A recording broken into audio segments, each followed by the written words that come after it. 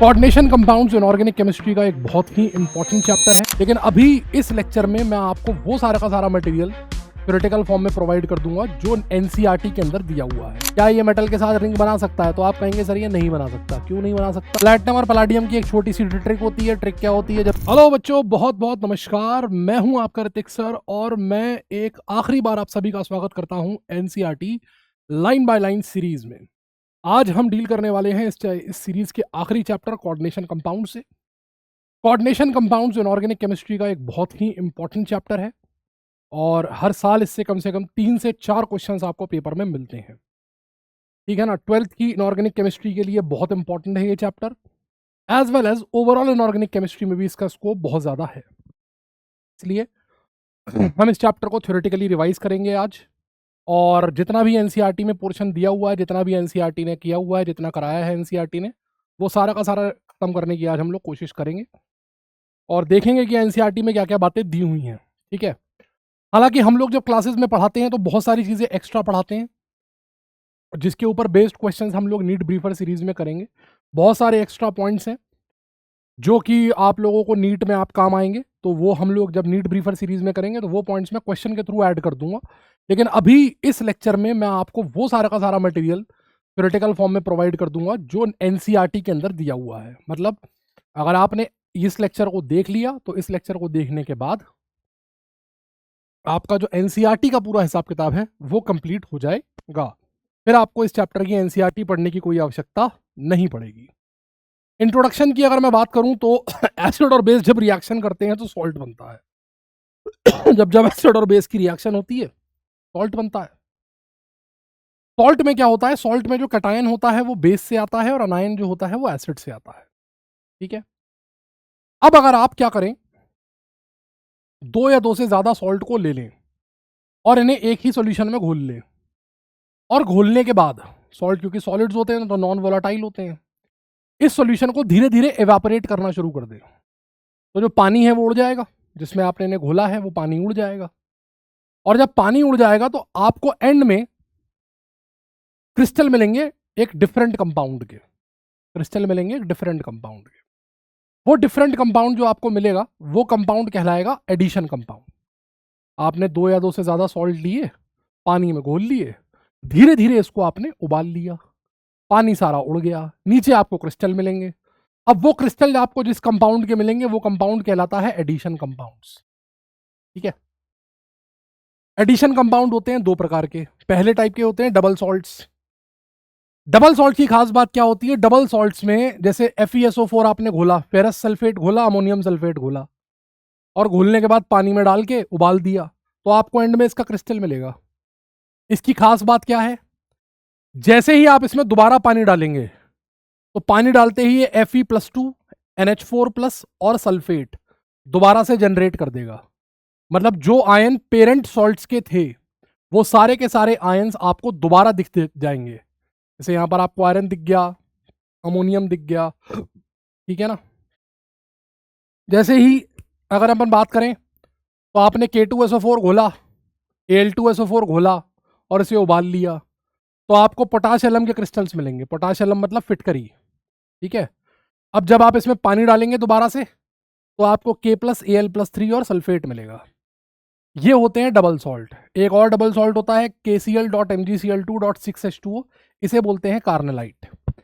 Ions की जो identity है वो मेंटेन रहती है। जो आयन पेरेंट सॉल्यूशन में थे वही आयन फाइनल सॉल्यूशन में भी हैं। लेकिन सॉल्ट ने अपनी आइडेंटिटी को लूज कर दिया। सॉल्ट की आइडेंटिटी अब खत्म हो गई, क्योंकि जैसे ही आप इसे पानी में डालेंगे तो मोहर सॉल्ट जैसी कोई चीज नहीं दिखेगी।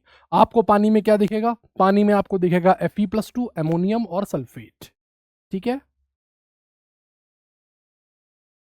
ऑन द अदर हैंड एक दूसरे ऐसे एडिशन कंपाउंड्स होते हैं जिनको जब आप पानी में घोलते हैं तो ये उन आयंस का टेस्ट नहीं देते जिन आयंस से मिलके ये बने थे। जैसे आपने क्या किया, पानी में KCN और FeCN2 को घोला। जब आपने KCN को घोला तो KCN से K+ आया और FeCN2 को घोला तो उससे Fe+2 आया, और दोनों ने ही CN- दिया। जब आपने इसको गर्म किया तो धीरे धीरे पानी उबल गया और आपको फाइनली क्रिस्टल मिले K4FeCN6 के। ये एक कंपाउंड है, इसके क्रिस्टल्स आपको मिले। जब आपने इन क्रिस्टल्स में पानी डाला तो आपको K+ तो मिला, लेकिन Fe प्लस और Cn माइनस नहीं मिले। इसकी जगह आपको एक ये नया आयन मिला, इसका मतलब आयनों ने अपनी आइडेंटिटी लूज कर दी है। अब वो आयंस जो पेरेंट सॉल्यूशन में थे वो आयंस फाइनल सॉल्यूशन में नहीं है। ऐसे कंपाउंड्स को हम लोग कहते हैं कॉम्प्लेक्स कंपाउंड्स। क्या कहते हैं? Complex compounds. इन कॉम्प्लेक्स कंपाउंड्स के अंदर एक ऐसी नई एंटाइटी बनती है जो कि आयनाइज नहीं होती, जो कि आयनाइज नहीं होती।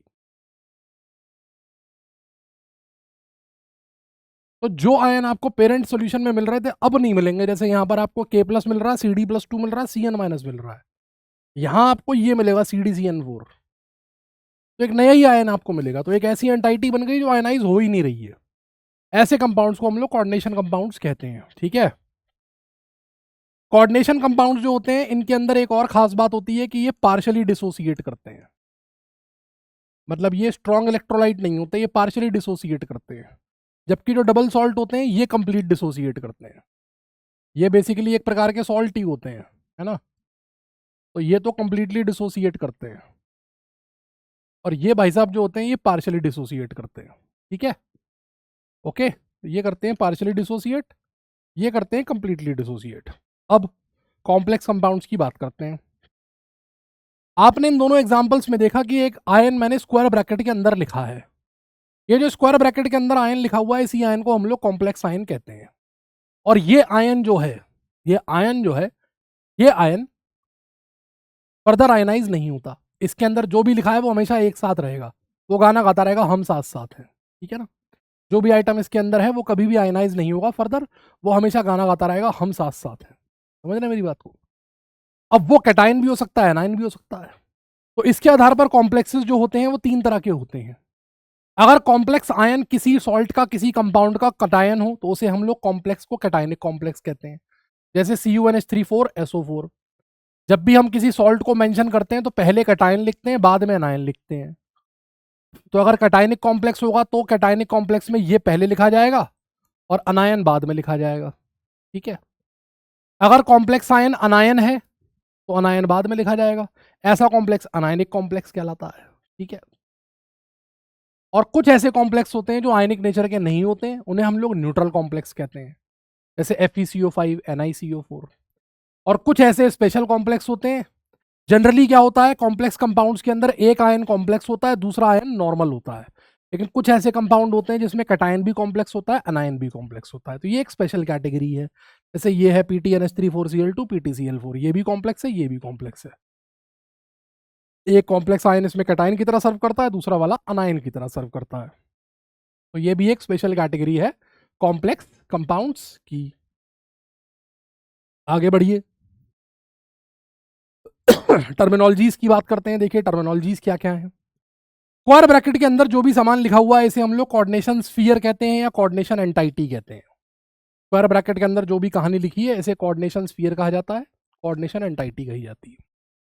इस कोऑर्डिनेशन एंटाइटी के अंदर एक मेटल का एटम होता है जिसको हम लोग सेंट्रल मेटल एटम या सेंट्रल मेटल आयन कहते हैं। आयन क्यों कहते हैं? क्योंकि इसकी ऑक्सीडेशन स्टेट जनरली पॉजिटिव होती है, तो इसे हम सेंट्रल मेटल आयन बोलते हैं।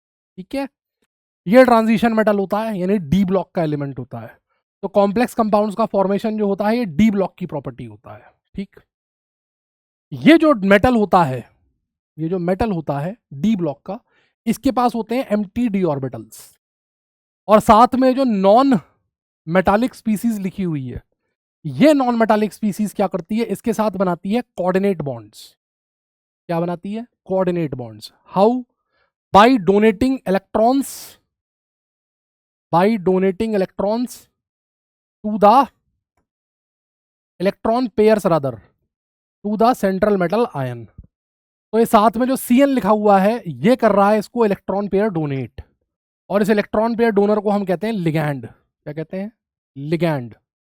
लिगैंड जो होता है, लिगैंड इलेक्ट्रॉन पेयर डोनर होता है। इलेक्ट्रॉन पेयर डोनर मतलब लुईस बेस होता है। और सेंट्रल मेटल आयन जो होता है ये लोन पेयर एक्सेप्टर होता है। इसका मतलब ये क्या होता है? लुईस एसिड होता है।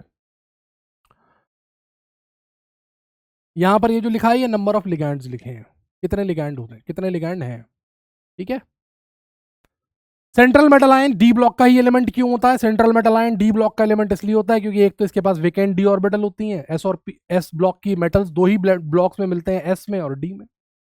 पी में तो मेजरली नॉन मेटल्स ही मिलते हैं, और एस ब्लॉक के एलिमेंट्स के पास डी ऑर्बिटल होती नहीं है, तो इनके पास एक तो एम्प्टी डी ऑर्बिटल होती है, खाली डी ऑर्बिटल होती है, दूसरा इनका साइज छोटा होता है।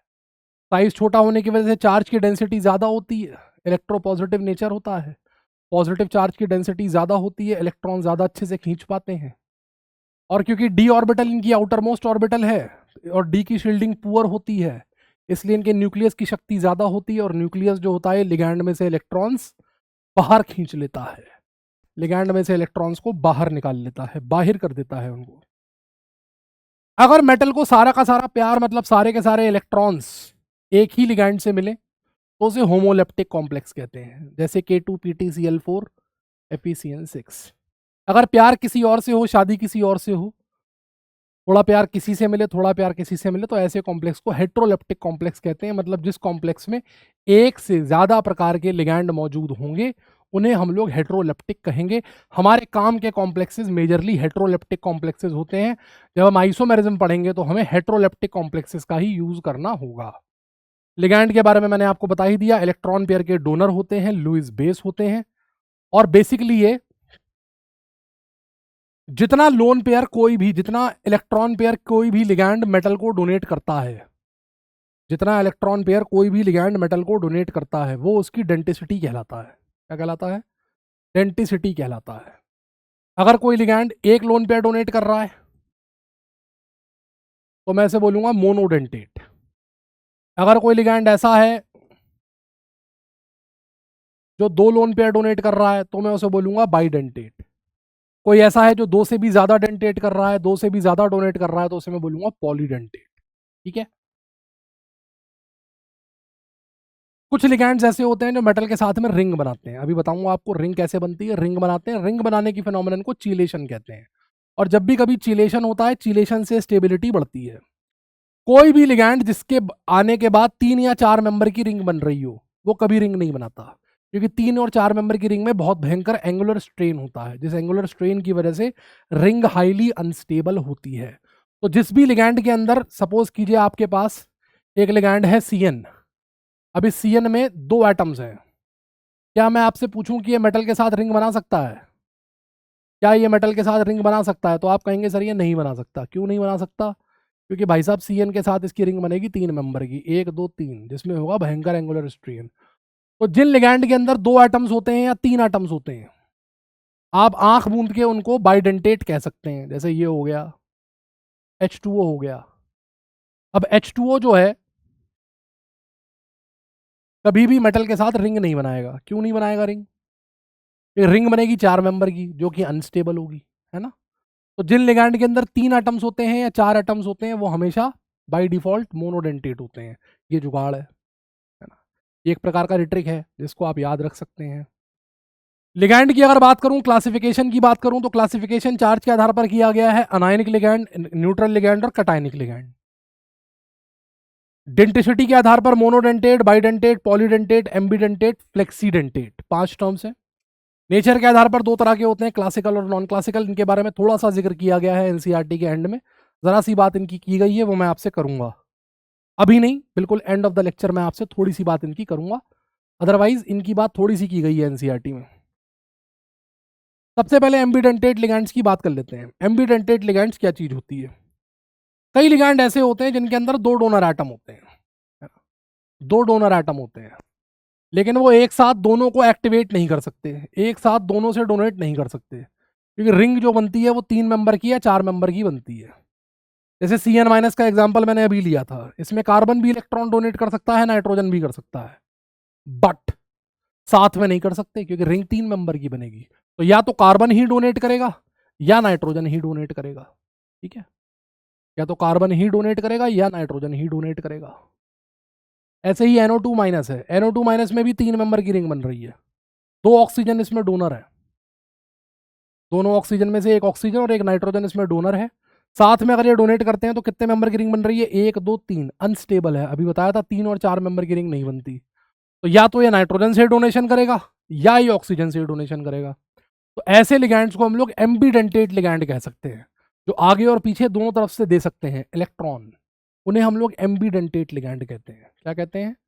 एम्बीडेंटेट लिगैंड कहते हैं।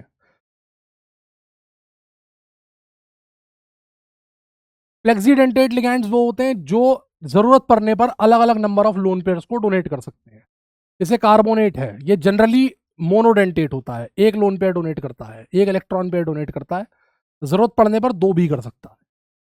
सल्फेट जनरली एक करता है, जरूरत पड़ने पर दो भी कर सकता है। Ethylene diamine tetra acetate EDTA4 minus दो भी कर सकता है, तीन भी कर सकता है, चार भी कर सकता है, पांच भी कर सकता है, छह भी कर सकता है। हालांकि करता ये जनरली छह है, करता ये कॉमनली छह है, जिनके ऊपर सर्किल किया गया है वो कॉमन डेंटिसिटी है। लेकिन ये जरूरत पड़ने पर दो, तीन, चार, पांच, छह, जो चाहे जितने चाहे लोन पेयर आपको चाहिए, जितने इलेक्ट्रॉन पेयर चाहिए उतने ये आपको दे देगा। मेटल को जितने चाहिए उतने ये दे देगा। ठीक है। इसके बाद आया लिगैंड्स का नाम। ये कुछ कॉमन लिगैंड्स की लिस्ट बनी हुई है। अनायनिक लिगैंड जो होते हैं इनके ऊपर नेगेटिव चार्ज होता है, चार्ज याद रखना और नाम याद रखना जरूरी होता है। अनायनिक लिगैंड को बाकी सब लिगैंड से डिफरेंशिएट करने के लिए हम इनके नाम के आगे ओ लगा देते हैं। जैसे कार्बोनेट बनेगा कार्बोनेटो, सल्फेट बनेगा सल्फेटो, हाइड्रोक्साइडो ऑक्साइडो, क्लोराइडो क्लोराइडो, ब्रोमाइडो आयोडाइडो, ऐसे करके डो लगा देंगे, एंड में ओ लग जाएगा, ये याद रखिएगा। सफिक्स लगाएंगे ओ। ये सारे मोनोडेंटेट नेगेटिव लिगैंड लिखे हैं, चार्ज याद रखिएगा, ऑक्सीडेशन नंबर निकालने में काम आता है। ये एम्बीडेंटेट लिगैंड है। एम्बीडेंटेट लिगैंड्स भी जो होते हैं वो जनरली अनायनिक लिगैंड ही होते हैं, और एम्बीडेंटिसिटी को शो करने के लिए इनके नाम में पहले इनके नाम अलग अलग होते थे। जैसे पहले CN माइनस को साइनाइडो कहते थे, NC माइनस को आइसो साइनाइडो कहते थे। अब ये कन्वेंशन छोड़ दी गई है, अब CN माइनस को कहते हैं साइनाइडो C, और इसे कहते हैं NC माइनस को साइनाइडो N। मतलब है तो ये साइनाइडो, लेकिन नाइट्रोजन से लगा हुआ है, मतलब इसके अंदर जो मेटल का बॉन्ड है वो कार्बन के साथ है, और इसके अंदर जो मेटल का बॉन्ड है वो नाइट्रोजन के साथ है। इसे बोलते हैं साइनाइडो N। Nitrito N, nitrito O, thiocyanato S, थायो मतलब sulphur, thiocyanato N, साइनेटो N, साइनेटो O। इसका मतलब मेटल का जो बॉन्ड है वो नाइट्रोजन के साथ है, नाइट्रोजन अटैच है। बाद में ये एक आइसोमेरिज्म को जन्म देगा आगे जाके, जिसे लिंकेज आइसोमेरिज्म कहते हैं। बाद में यही चीज आइसोमेरिज्म को जन्म देगी, इसी के आइसोमेरिज्म को हम लोग लिंकेज आइसोमेरिज्म कहते हैं। ठीक है ना।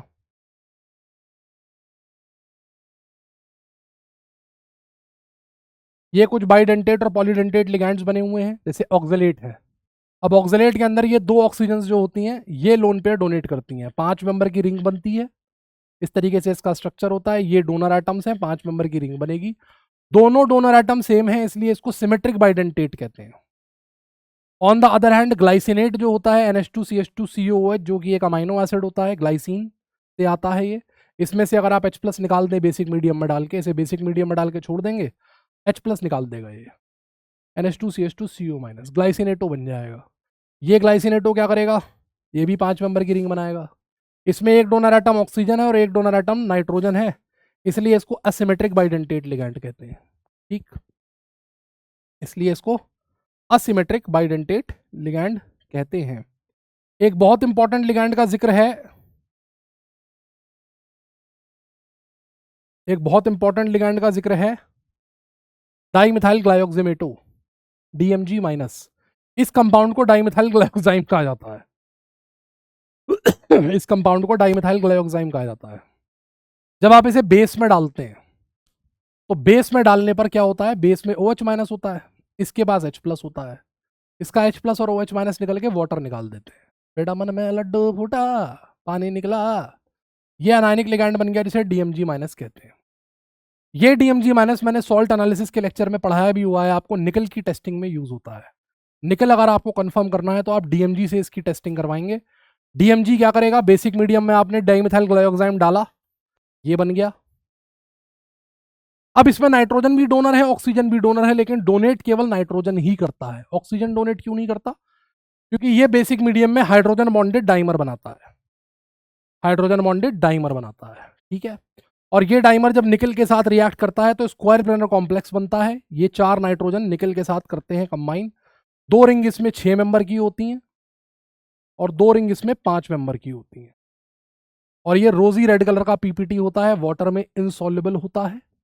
रोजी रेड कलर का ये पीपीटी होता है, ठीक है ना। ये इंपॉर्टेंट है।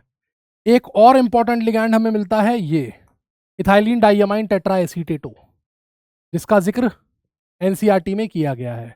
इथाइलिन डाइअमाइन टेट्रा एसीटेटो, 4 एसीटेट लगे हैं। डोनर एटम इसमें 2 नाइट्रोजन है, 2 नाइट्रोजन के पास लोन पेयर है और एसीटेटो के ऑक्सीजन है। तो 2 नाइट्रोजन प्लस 4 ऑक्सीजन ये डोनर होते हैं। जनरली ये 6 के 6 एक साथ डोनेट करते हैं, इसलिए हेक्साडेंटेट होता है।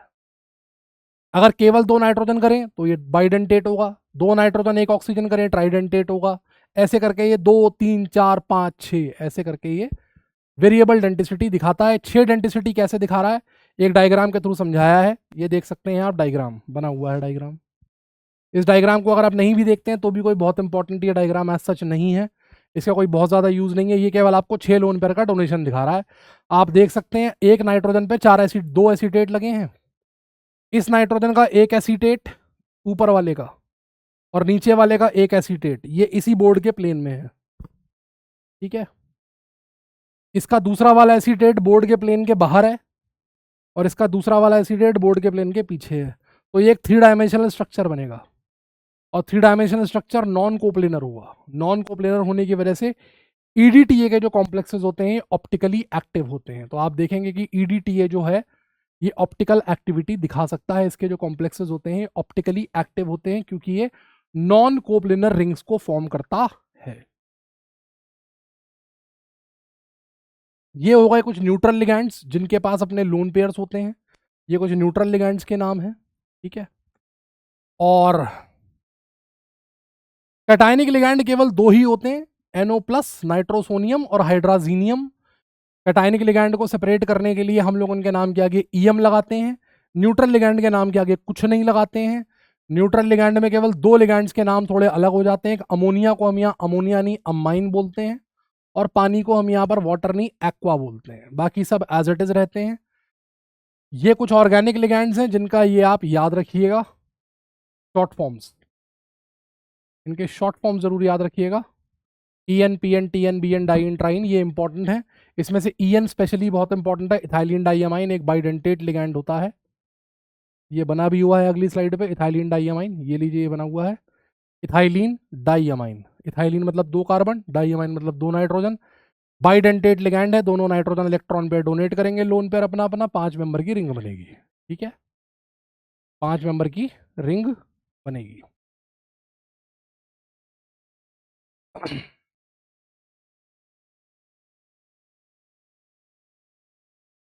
ये तो हुआ लिगैंड का कुछ बेसिक इंट्रोडक्शन। लिगैंड के बेसिक इंट्रोडक्शन के बाद नेक्स्ट चीज जो आती है वो आती है ऑक्सीडेशन नंबर। ऑक्सीडेशन नंबर का आगे हमें यूज करना है, इसलिए ऑक्सीडेशन नंबर निकालना हमें सीखना होगा। ऑक्सीडेशन नंबर बिल्कुल वैसे ही निकाला जाता है जैसे रेडॉक्स रिएक्शन में आपको निकालना सिखाया था। All you have to remember is the ligands के ऊपर कितना चार्ज है। अगर आपको लिगैंड का चार्ज याद है, किस लिगैंड पर कितना चार्ज है, तो आप आराम से ऑक्सीडेशन नंबर कैलकुलेट कर सकते हैं। कहीं कोई दिक्कत आपको आने वाली नहीं है, ठीक है ना। अगर आपको याद है तो आप लोग आराम से कैलकुलेशंस कर सकते हैं। जैसे K4FeCN6 है, तो पोटेशियम के ऊपर हमें पता है कि हमेशा +1 का चार्ज होता है। आयरन की हमें निकालनी है तो आयरन की X मान लो। CN- के ऊपर -1 का चार्ज है तो X बराबर आ गई +2। PTNH34Cl2 प्लैटिनम की X है। अमोनिया 0 न्यूट्रल लिगैंड होता है। क्लोराइड -1 0, X बराबर +2। प्लैटिनम और पलाडियम की एक छोटी सी ट्रिक होती है। ट्रिक क्या होती है, जब इनका कोऑर्डिनेशन नंबर 4 होता है तब इनकी ऑक्सीडेशन नंबर +2 होती है। जब इनका कोऑर्डिनेशन नंबर 6 होता है तब इनकी ऑक्सीडेशन नंबर हमेशा +4 होती है। आप बिना निकाले भी डायरेक्ट लिख सकते हैं। जैसे ये है K2PtCl6, तो मैं इसमें सीधे बोल सकता हूँ कि भाई साहब +4 होगी क्योंकि अंदर 6 लिगैंड लगे हैं। साथ में अगर 4 लिगैंड लगे होते हैं तो कोऑर्डिनेशन नंबर जो ऑक्सीडेशन नंबर +2 होता है। यहीं पर लगे हाथ सीख लेते हैं कोऑर्डिनेशन नंबर क्या चीज़ होती है। एक बात और, F वाला जो है FeH2O5 NOSO4, ये ब्राउन रिंग होता है, आप लोगों ने इसको सॉल्ट एनालिसिस में भी देखा होगा। NO नाइट्रोसो, नाइट्रोसो NO क्या है, NO एक न्यूट्रल लिगैंड है नाइट्रोसो, ये 3 इलेक्ट्रॉन्स का डोनर होता है, 3 इलेक्ट्रॉन डोनेट करता है, ठीक है। जब ये आयरन के साथ रहता है तो आयरन के साथ ये NO प्लस में बदल जाता है, NO प्लस में ये कैटायनिक लिगैंड बन जाता है जिसका नाम होता है नाइट्रोसोनियम, जो कि 2 इलेक्ट्रॉन का डोनर होता है, ठीक है। तो जब भी कभी ये NO आयरन के साथ होगा तब इसकी ऑक्सीडेशन स्टेट हमेशा +1 ली जाती है। बहुत कॉमन क्वेश्चन है, बहुत बार पूछा जा चुका है, ब्राउन रिंग कॉम्प्लेक्स में आयरन की ऑक्सीडेशन स्टेट, बच्चे +2 या +3 मार के चले जाते हैं, पेपर में गलती हो जाती है क्योंकि +1 होती है, +2 भी नहीं होती, +3 भी नहीं होती, +1 होती है। तो इस बात का थोड़ा सा ध्यान रखिएगा, ये जो कॉम्प्लेक्स है इस कॉम्प्लेक्स में थोड़ा सा ध्यान रखिएगा कि ब्राउन रिंग कॉम्प्लेक्स में जो आयरन है उसकी जो ऑक्सीडेशन स्टेट होती है वो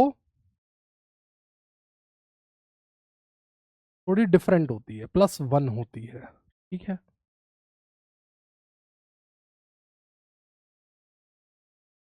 डिफरेंट डिफरेंट लिगैंड का जब आपको याद हो जाएगा चार्ज तो आप ऑटोमेटिकली ऑक्सीडेशन नंबर निकाल लेंगे।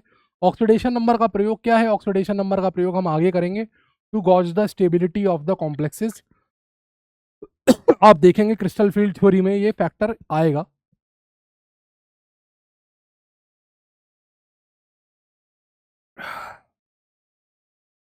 ठीक है ना, चलिए नेक्स्ट, यही लगे हाथ एक टर्म आती है कोऑर्डिनेशन नंबर, इसे भी समझ लेते हैं। कोऑर्डिनेशन नंबर क्या होता है, आप जानते हैं कोई लिगैंड किसी भी सेंट्रल मेटल आयन को इलेक्ट्रॉन पेयर्स डोनेट करता है तो जितने ligand total electron pair donate करता है उसे हम कोऑर्डिनेशन नंबर कहते हैं। जैसे CN है, एक CN एक लोन पेयर डोनेट करता है, यहाँ 6 CN लगे हैं तो टोटल कितने लोन पेयर डोनेट होंगे, 6 × 6 6, तो कोऑर्डिनेशन नंबर कितना होगा 6। टोटल जितने लोन पेयर लिए जाते हैं मेटल के द्वारा लिगैंड से वो कोऑर्डिनेशन नंबर होता है। अब जैसे COEN3 है, अब EN क्या है, इथाइलिन डाइअमाइन है, कितने EN लगे हैं, 3 लगे हैं।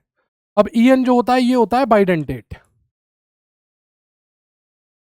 मतलब ये कितने लोन पेयर देगा, 2 देगा, 3 लगे हैं, 1 2 दे रहा है, टोटल कितने गए 6, तो टोटल लोन पेयर कितने मिले, 6 मिले, ठीक है।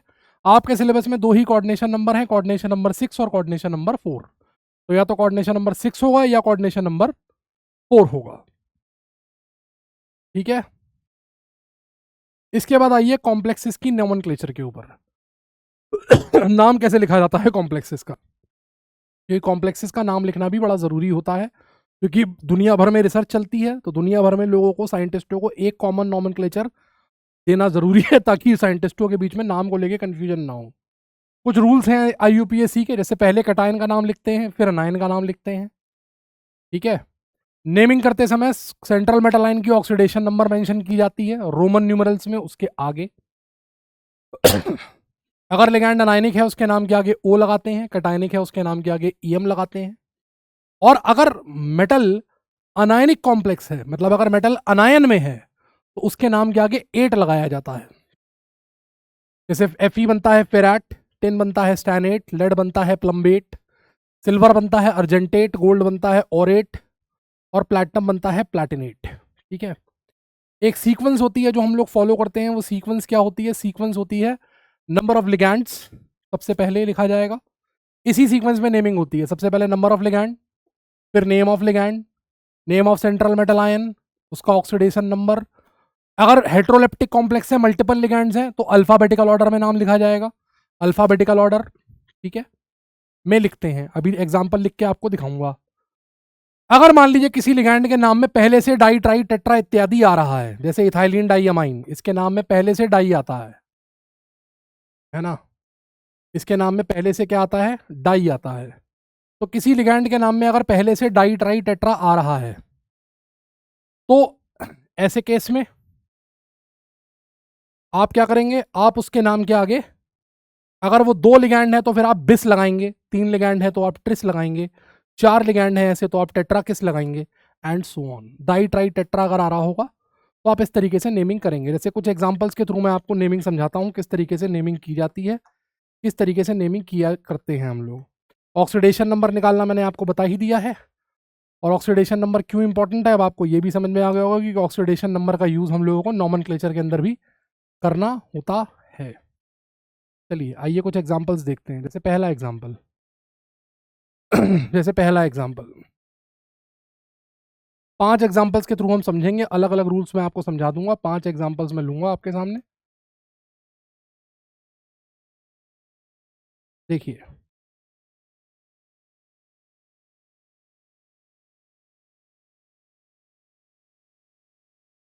पहला है CuNH3,4SO4।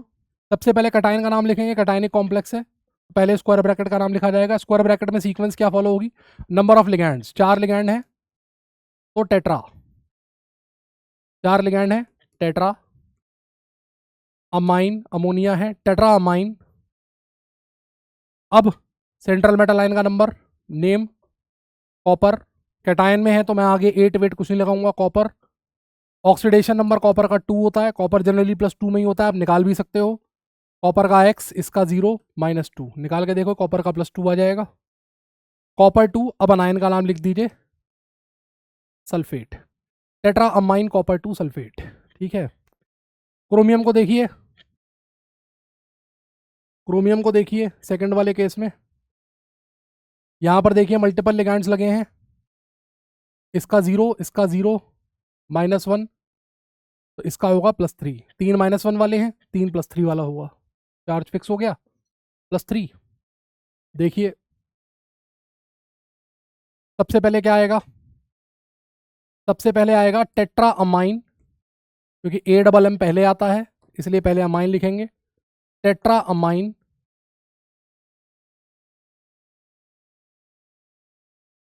डाई एक्वा, अब ये नहीं सर कि डाई का डी पहले आता है ना, लिगैंड के नाम से देखा जाता है। लिगैंड में A सेम है, फिर M, फिर Q, तो M पहले आता है इसलिए अमाइन पहले लिखा गया। टेट्रा अमाइन डाई एक्वा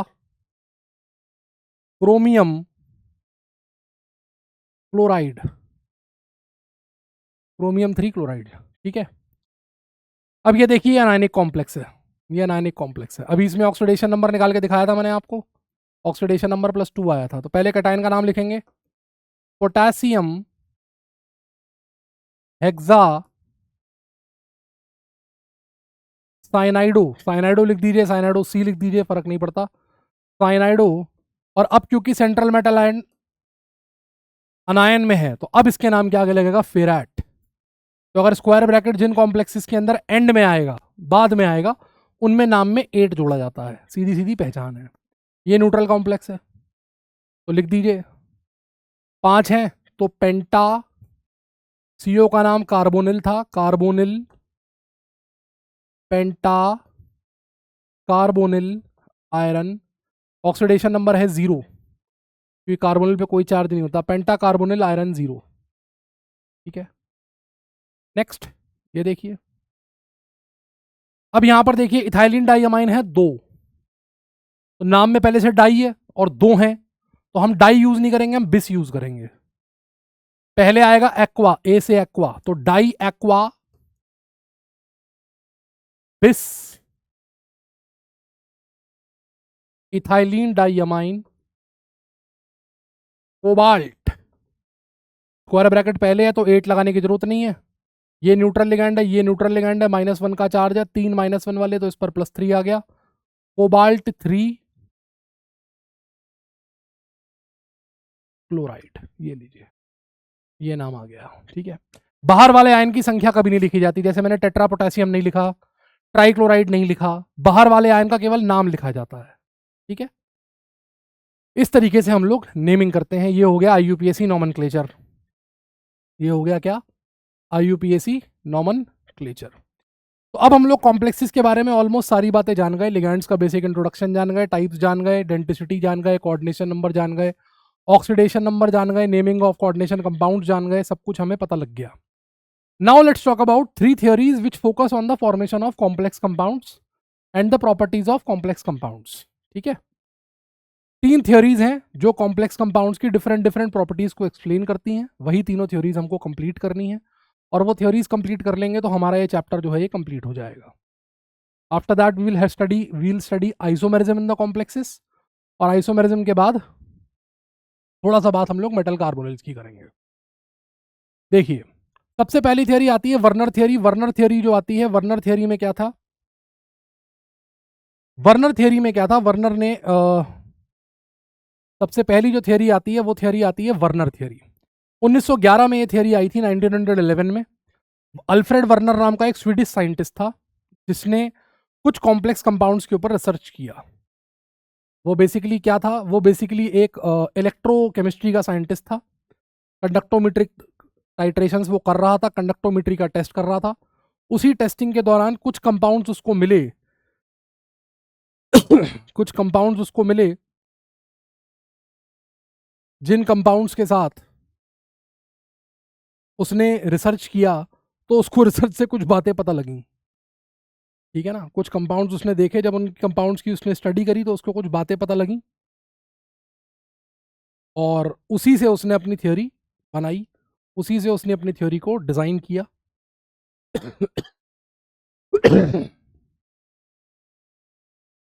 ठीक है ना। तो सबसे पहले वर्नर थ्योरी की बात करते हैं। क्या होती है वर्नर थ्योरी? देखिए, उसके पास बेसिकली उसने क्या किया, 4 कॉम्प्लेक्सेस की स्टडी करी। ये 4 कॉम्प्लेक्सेस जो थे, ये जो 4 कॉम्प्लेक्सेस थे, ये 4 कॉम्प्लेक्सेस थे। एक कॉम्प्लेक्स था COCl3 डॉट। अब हम लोग स्टडी क्या करने जा रहे हैं, हम लोग स्टडी करने जा रहे हैं theories of coordination compounds. Theories of coordination compounds.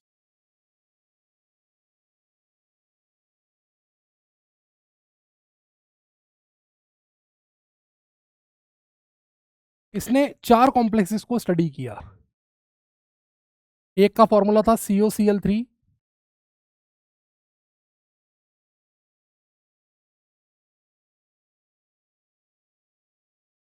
Dot 6NH3। दूसरे का नाम था COCl3, फॉर्मूला था COCl3 डॉट 5NH3। तीसरे का नाम फॉर्मूला था COCl3 डॉट 4NH3 और चौथे का फॉर्मूला भी था COCl3 डॉट 4NH3। ठीक है, इनके रंग अलग अलग थे। ये येलो कलर का था, ये पर्पल कलर का था, ये ग्रीन कलर का था और ये वॉयलेट कलर का था। इसने देखा कि यार कंपाउंड्स के अंदर जो बेसिक सेंट्रल मेटल है वो सेम है। उसने जब ऑक्सीडेशन नंबर स्टेट निकाल के देखी, ऑक्सीडेशन स्टेट अगर मैं कोबाल्ट की निकालूं जिसको उसने प्राइमरी वैलेंसी बोला, तो प्राइमरी वैलेंसी अगर मैं ऑक्सीडेशन स्टेट निकालूं तो प्राइमरी वैलेंसी उसने बोला कि भैया सेम आ रही है, +3 आ रही है। सबके अंदर ऑक्सीडेशन नंबर भी सेम है, स्टिल ये सारे कॉम्प्लेक्सेस अलग अलग कलर के क्यों हैं? इसकी स्टडी का टारगेट ये था कि भैया सारे के सारे जो कॉम्प्लेक्सेस हैं अलग अलग क्यों हैं। ठीक है।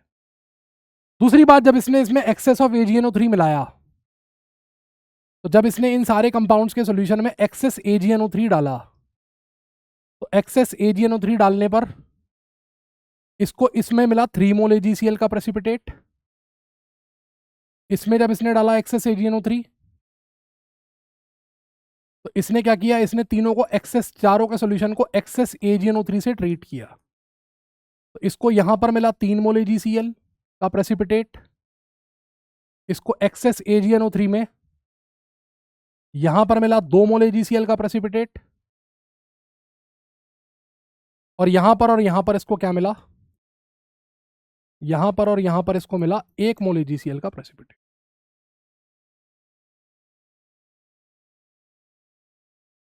इससे इसने निष्कर्ष क्या निकाला?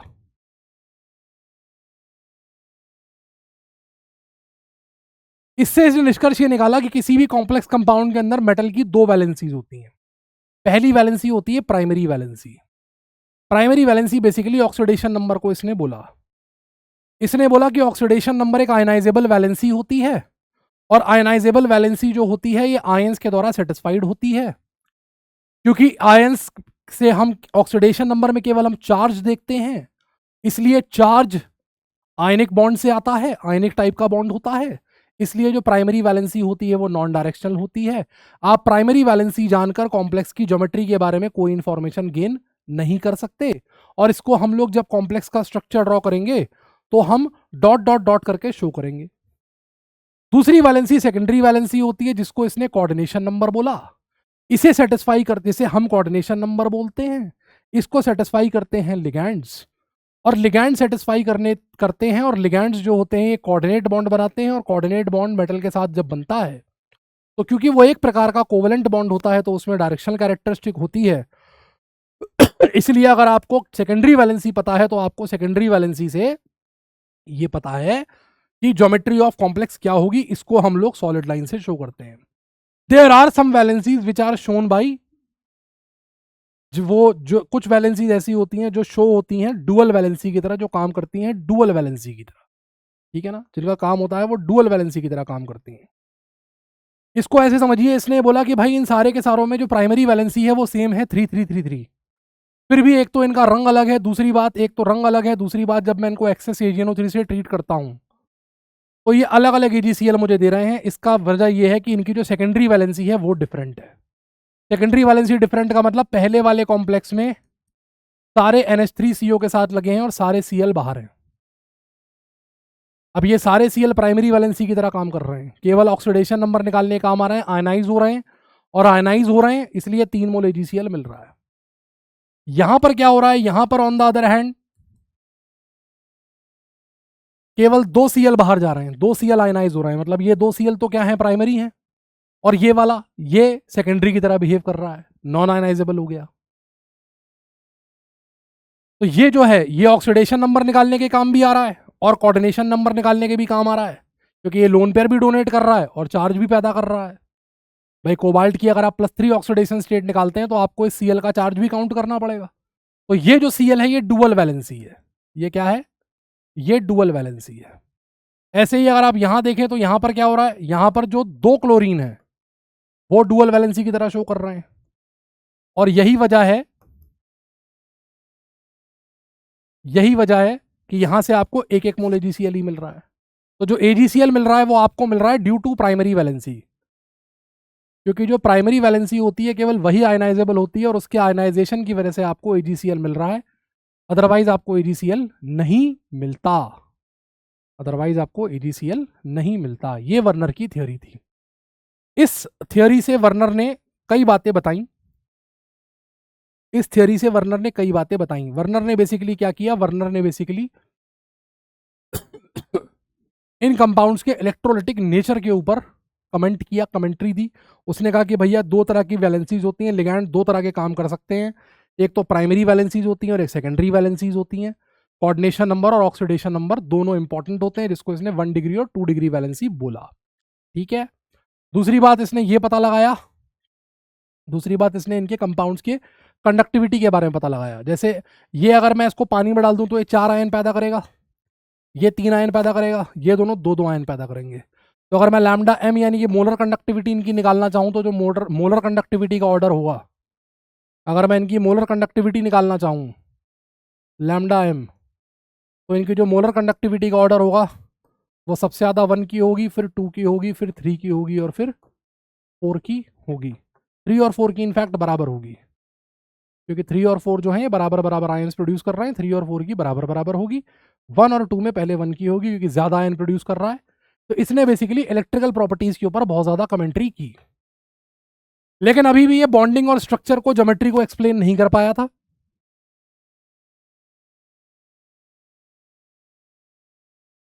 इसने ये तो समझा दिया था कि कुछ ऐसी वैलेंसीज होती हैं जो आयनाइज नहीं होती हैं, जो कि मैंने आपसे शुरू में ही कहा कि जो स्क्वायर ब्रैकेट यानी कोऑर्डिनेशन स्फीयर के अंदर जो आइटम आ गया वो कभी भी आयनाइज नहीं होगा। ये तो इसने समझा दिया, लेकिन ये अभी भी ये नहीं समझा पाया कि जो कोऑर्डिनेशन कंपाउंड्स की ज्योमेट्री होती हैं वो किस प्रकार की होती हैं, कैसे कैसे होती हैं, क्या क्या होती हैं। और इसी को समझाने के लिए हम पढ़ते हैं valence bond theory. Valence bond theory आपको कॉम्प्लेक्स की ज्योमेट्री के बारे में बताती है। वैलेंस बॉन्ड थ्योरी हम लोग केमिकल बॉन्डिंग में भी स्टडी कर चुके हैं। सेम केमिकल बॉन्डिंग वाली जो थ्योरी है वो थ्योरी यहाँ पर एक्सटेंड की जाती है, जो हम लोग केमिकल बॉन्डिंग में पढ़ते हैं। आपको याद होगा हाइब्रिडाइजेशन की बात की गई थी, जब आपको वैलेंस बॉन्ड थ्योरी पढ़ाई गई थी तो हाइब्रिडाइजेशन की बात की गई थी। वर्नर थ्योरी का एक बहुत इंपॉर्टेंट न्यूमेरिकल लिक्विड सॉल्यूशन के साथ मिक्स करके बनता है, मैंने आपको लिक्विड सॉल्यूशन में करवा भी रखा है।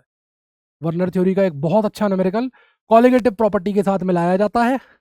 डेल्टा टीवी या डेल्टा टीएफ आपको दे देगा और आपसे फॉर्मूला निकलवाएगा कॉम्प्लेक्स का, जहां पर आप वेंट ऑफ फैक्टर निकाल के पता लगाते हैं कि कॉम्प्लेक्स का फॉर्मूला क्या होगा।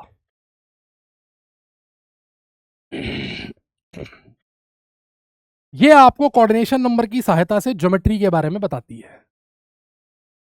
ये थियरी बेसिकली ये कहती है कि सेंट्रल मेटल आयन जो होता है, जब ये लोन पेयर एक्सेप्ट करता है, तो लोन पेयर एक्सेप्ट होने से पहले वो नॉर्मल ऑर्बिटल्स में लोन पेयर एक्सेप्ट नहीं करता। वेकेंट डी ऑर्बिटल्स जो होती हैं ये हाइब्रिडाइजेशन में इन्वॉल्व होती हैं, इनका हाइब्रिडाइजेशन होता है।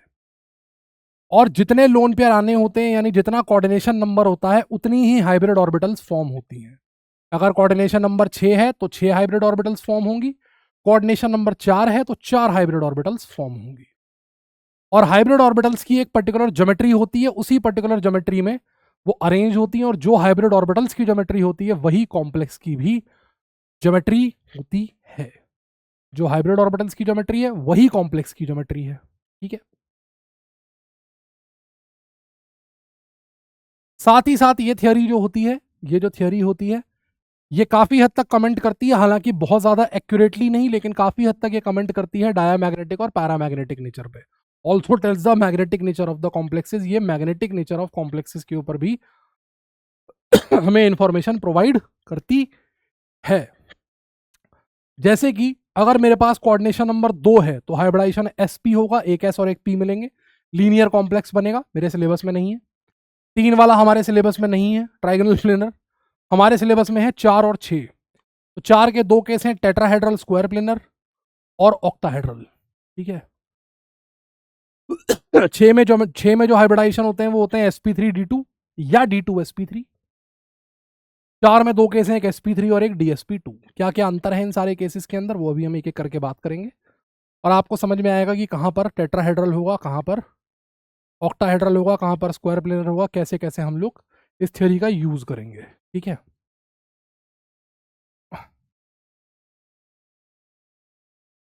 इस थ्योरी को समझने के लिए हमें डोनेशन स्ट्रेंथ ऑफ लिगैंड्स को समझना बहुत जरूरी है, क्योंकि यहां पर इस थ्योरी के अंदर ज्योमेट्री निकालने में डोनेशन स्ट्रेंथ ऑफ लिगैंड का बहुत इंपॉर्टेंट रोल है। देखिए, लिगैंड इलेक्ट्रॉन पेयर डोनेट करते हैं, है ना, और जो डोनर एटम्स होते हैं वो जनरली क्या तो कार्बन होता है, या नाइट्रोजन होता है, या ऑक्सीजन होता है, या हेलोजन होता है। और आप ये बात जानते हैं कि इलेक्ट्रॉन्स को डोनेट करने की टेंडेंसी इलेक्ट्रोनेगेटिविटी के इनवर्सली प्रोपोर्शनल होती है। क्यों होती है इनवर्सली प्रोपोर्शनल? क्यों होती है साहब इनवर्सली प्रोपोर्शनल? क्योंकि इलेक्ट्रोनेगेटिविटी क्या होती है? इलेक्ट्रोनेगेटिविटी होती है कोवेलेंट बॉन्ड में अपनी तरफ इलेक्ट्रॉन्स खींचने की टेंडेंसी। कोवेलेंट बॉन्ड में अपनी तरफ इलेक्ट्रॉन्स को खींचने की टेंडेंसी। तो जितनी ज्यादा इलेक्ट्रोनेगेटिविटी होगी, डोनर टेंडेंसी उतनी ही कम होगी। तो जिन लिगैंड्स के अंदर कार्बन और nitrogen as a donor atom काम करते हैं, वो लिगैंड्स को ये थियरी मानती है स्ट्रॉन्ग लिगैंड्स। और जिन लिगैंड्स के अंदर ऑक्सीजन और हेलोजेंस होते हैं, डोनर एटम्स, उन्हें ये मानती है वीक लिगैंड्स। और स्ट्रॉन्ग और लिगैंड और वीक लिगैंड से क्या फर्क पड़ता है? स्ट्रॉन्ग लिगैंड और वीक लिगैंड्स जो होते हैं, इनमें बेसिक अंतर ये होता है कि स्ट्रॉन्ग लिगैंड्स जो होते हैं ये जनरली इलेक्ट्रॉन्स की पेयरिंग करते हैं। पहली बात, जब इन्हें जरूरत पड़ती है तो ये सेंट्रल मेटल आयन के इलेक्ट्रॉन्स को पेयर कर सकते हैं। वीक लिगैंड्स ऐसा नहीं कर सकते। और जैसा कि मैंने आपसे कहा कि ये थियरी मैग्नेटिक नेचर के ऊपर भी कमेंट्री करती है, तो जनरली जो स्ट्रॉन्ग लिगैंड्स होते हैं, इनके बनने वाले जो कॉम्प्लेक्सेस होते हैं ये डायामैग्नेटिक नेचर के होते हैं, और जो वीक लिगैंड्स होते हैं, इनसे बनने वाले जो कॉम्प्लेक्सेस होते हैं वो पैरामैग्नेटिक नेचर के होते हैं। ठीक है। Weak ligand generally paramagnetic complexes बनाते हैं, और जो स्ट्रॉन्ग लिगैंड्स होते हैं ये जनरली डायामैग्नेटिक कॉम्प्लेक्सेस बनाते हैं। अब बात करते हैं हाइब्रिडाइजेशन की। देखिए, ये हम बात कर रहे हैं हाइब्रिडाइजेशन इन कॉम्प्लेक्सेस, कोऑर्डिनेशन नंबर 6 की बात हो रही है, मतलब ऑक्टाहेड्रल कॉम्प्लेक्सेस की बात हो रही है इसमें। ऑक्टाहेड्रल कॉम्प्लेक्सेस में 2 केस हैं। एक जगह मैंने लिखा है sp3d2 और एक जगह लिखा है मैंने d2sp3। sp3d2 का मतलब sp और d, यानी d सबसे बाहर है।